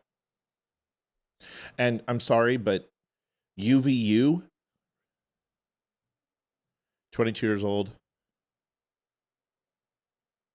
He attended Utah State University for one semester and dropped out, like I said. Yeah. So he was only in for a semester. He can't use that excuse. And plus, Utah isn't the most liberal of liberal schools and states, by the way. Yes, it's purple, but it's not that bad. Yeah, he was only in for a semester. Yeah, the Democrat Socialists of America, he was wearing a DSA shirt. He was Antifa. He was socialist. They'll fund him. They'll go fund him. They'll as soon as he gets a lawyer, the lawyers will start laying the groundwork for activating all the donations. And they'll funnel it. They'll call it, they'll get officially licensed, and they won't go through GoFundMe, but they'll have a fundraiser for him. And this right here, a capital murder trial of this profile. First of all, the state prosecutors, there's 5. There's 5 fucking prosecutors on this team. This is like OJ.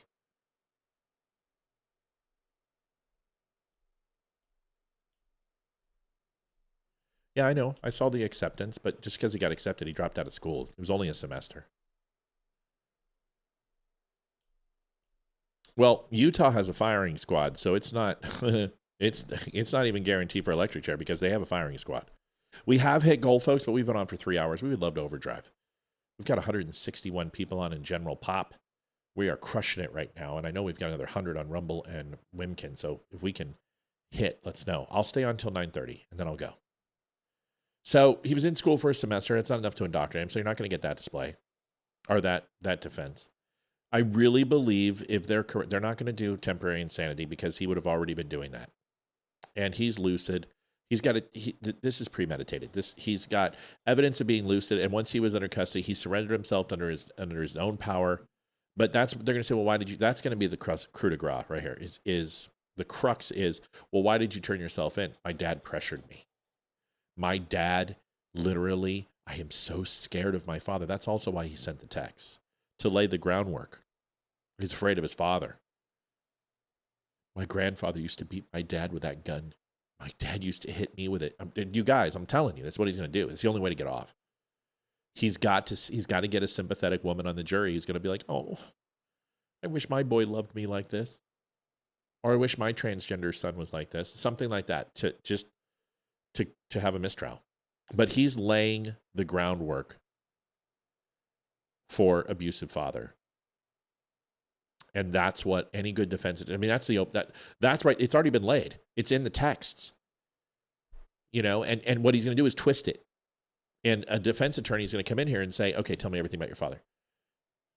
Did he ever yell at you? Did he ever touch you? Yes. What did he do? He raped me. Did he? Okay. Now we've got a sexually abusive father. He handcuffed me with his police handcuffs and he used his baton on me. Shit like that. That's what they'll do. Watch. JD Stillwell donated $10. Appreciate the walkthrough. Let's do it again someday. Of course, JD. I love it when you call. But that's the type of shit we're going to hear now. They're going to try to tear apart the father. They're going to try to destroy the family. Grown in a MAGA family as a homosexual man, hated by his own family. Christian, white nationalist conservatives. Father who's an officer who hates illegal immigrants. Who should be defunded for their terror of reign across America and their lawlessness. Can't you see it? Can't you see it?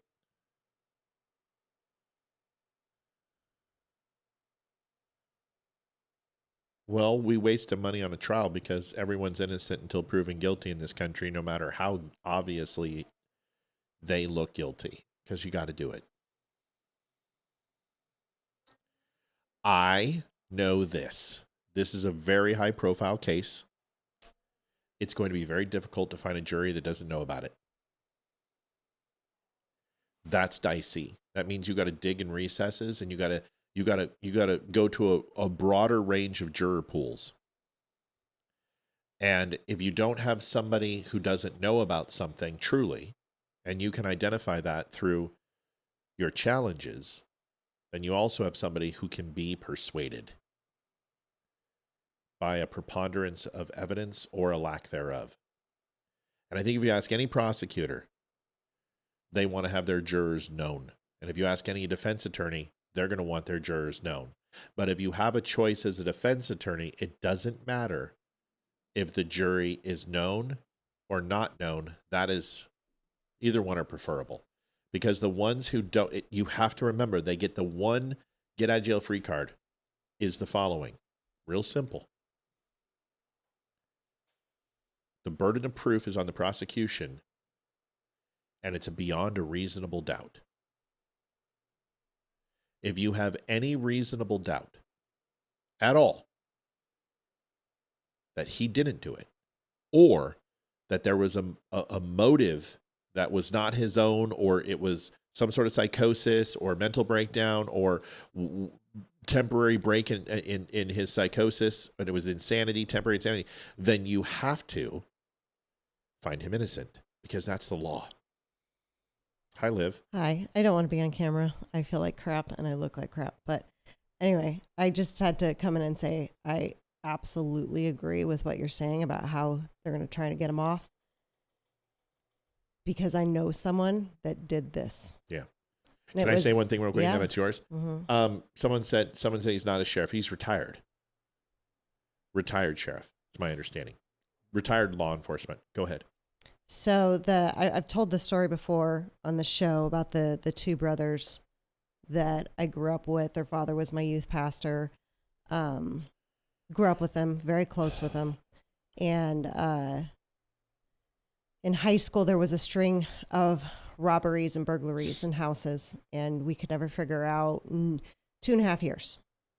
No one could figure out anything. And then on Christmas night, 1997, very prominent businessman in town was found shot to death in his neighbor's yard. And he was supposed to be watching over the neighbor's house while they were away for Christmas. And he was found the next morning. And everyone thought it was just a burglary gone wrong, that he walked in on it, and they couldn't figure it out. 6 months goes by, and the one kid who's my age, who I was very, very close with, couldn't handle the guilt and told a friend, and that friend turned him in. And what happened is the older brother, paralyzed from the waist down because he fell out of a tree when he was like 9. And the older brother would sit in the car, and he would have the younger brother go in and burglarize all the houses. So it was them that had burglarized everything. And when they were robbing the one house, the neighbor's house. When the man came over, the older brother shot him 7 times in the face, and they bolted. Well, the older brother is serving life without possibility of parole in the federal prison in Montana. The younger brother is out, married with children. And what happened is they did not use one of the words you're supposed to when you Mirandize somebody. They didn't Mirandize him correctly. And then he used the plea of, I was abused when I was a child. My mother was abused by my grandfather, which was 100% true. Their grandfather was a complete dick. But I was abused by my mother as a child. We were physically abused. We were emotionally abused, mentally abused. And I was scared of my older brother. He pushed me. I didn't want to burglarize those houses, but he pushed me to do it, and he got off. Yep. That's how you do it. This system's designed for the defendant. It's not prosecution beyond a reasonable doubt is a very difficult thing to prove. And the defense will close with that. The judge will remind them of that. The lead jurist will remind them of that. The foreman will remind them of that.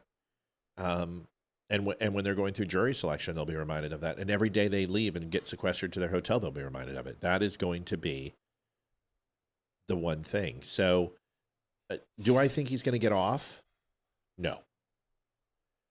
I don't. I don't think that will play.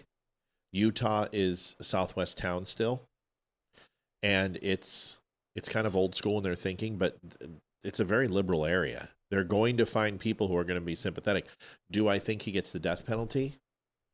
I think that's what the defense is going to go for. I don't think he's going to try not to get the death penalty. That's what they're going in. They're going to get him life in prison with the possibility of parole. So after 25 years of good service, that's what they're going to do. They're going to try to Hinckley him. They're going to show a mental break. They're going to try to say the abuse. They're going to destroy the father and the mother. They're going to put them on the stand. They have to testify. They will force them to testify. They can't plead the fifth. It's, if the prosecution was smart, they'd put Erica Kirk up there. No, it's a fucking horrible idea. No, really? No, you do not put Erica on that stand. No, you keep her out of the courtroom. No, prosecutor is smart. He sticks to evidence, and he gets expert witnesses who understand how to relate to a yokel town. You do not overcomplicate this. This can't be O.J. Simpson. You can't go on there and talk about the science and talk about DNA and shit. You have to talk about thumbprints. People understand thumbprints. People understand palm prints. They understand video evidence. They understand written text. They understand those things. But you start going into DNA splicing and you talk into the different parameters of gene sequencing and shit. You don't need to do that. You need to show the physical evidence, show the electronic evidence, and then show the photographic evidence. And then you need to show his testimony of admission. And as long and here's the thing. If they fucked up on Miranda, he would already be out. They didn't fuck up on Miranda. They did it right. I told you what I think.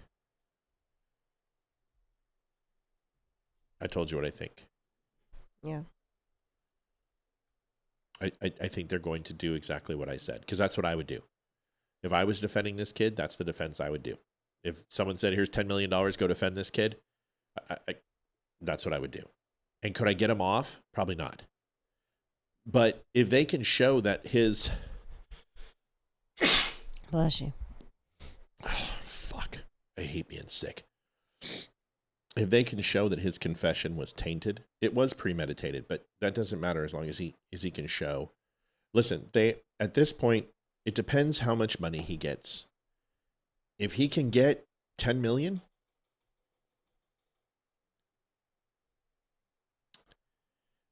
O.J. Simpson.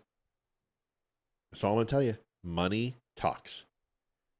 And this is why they have 5 state prosecutors on this. I mean, they're not screwing around. And I think the Fed will take this over if the state mucks this up. If the state, can you turn that down? Mm-hmm. If the state doesn't do this correctly, the federal government will step in and they'll put federal charges on them. And there's some federal charges they can get on. So there's some federal charges they can get on him. And they'll come up with something.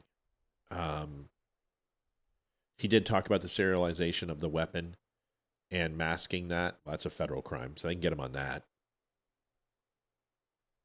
So there's things they can do. I think that's all I got. I'm done. I can't. I'm exhausted. I've given you the best that I can. Oh shit! I got a call. I got to take it. Hi, this is Matt. Who are we talking to? Hey, this is Melanie.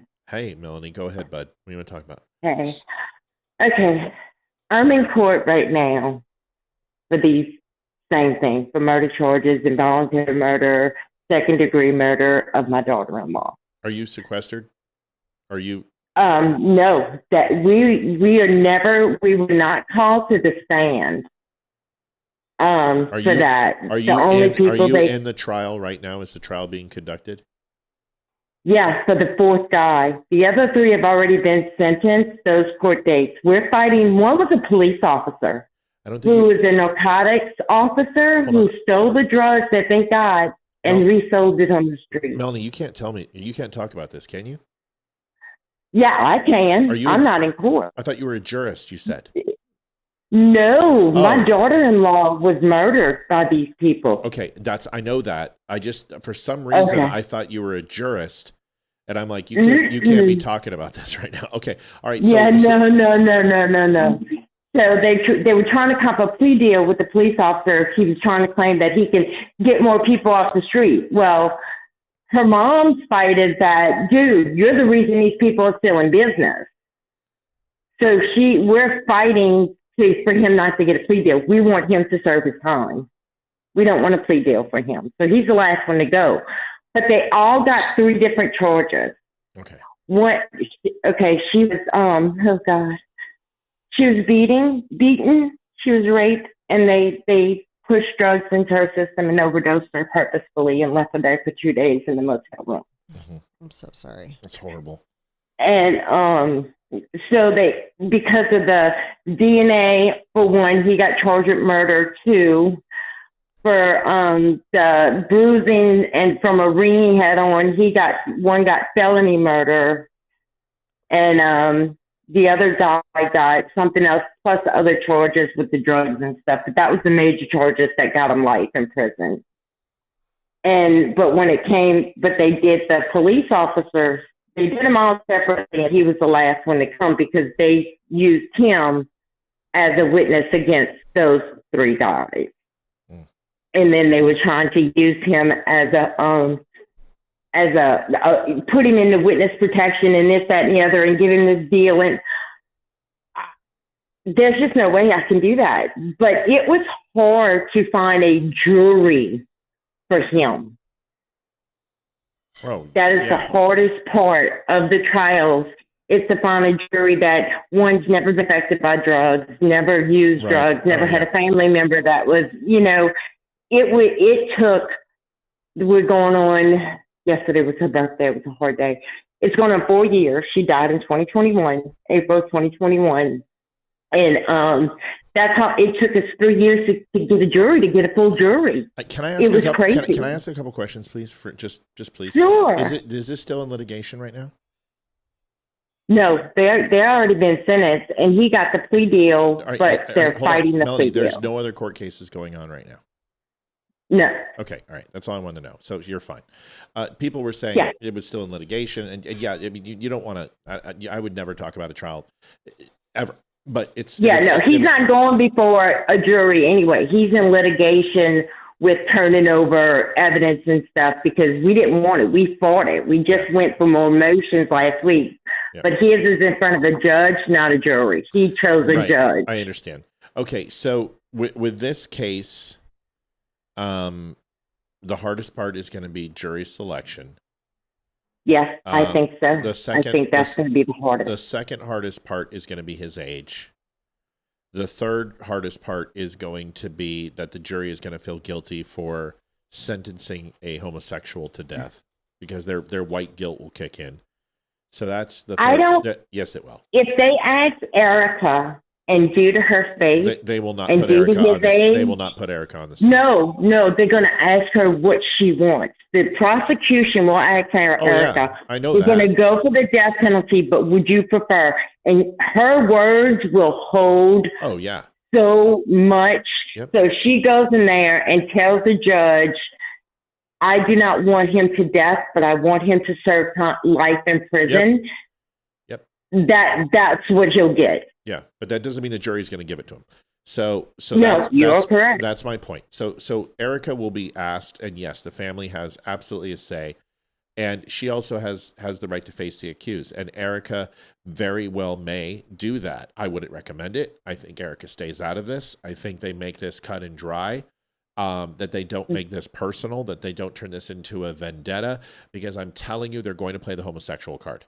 They are going to beat that. They're going to dress him down. They're going to put him in a salmon shirt. They're going to put him in a fucking, like, probably a pastel soft brown.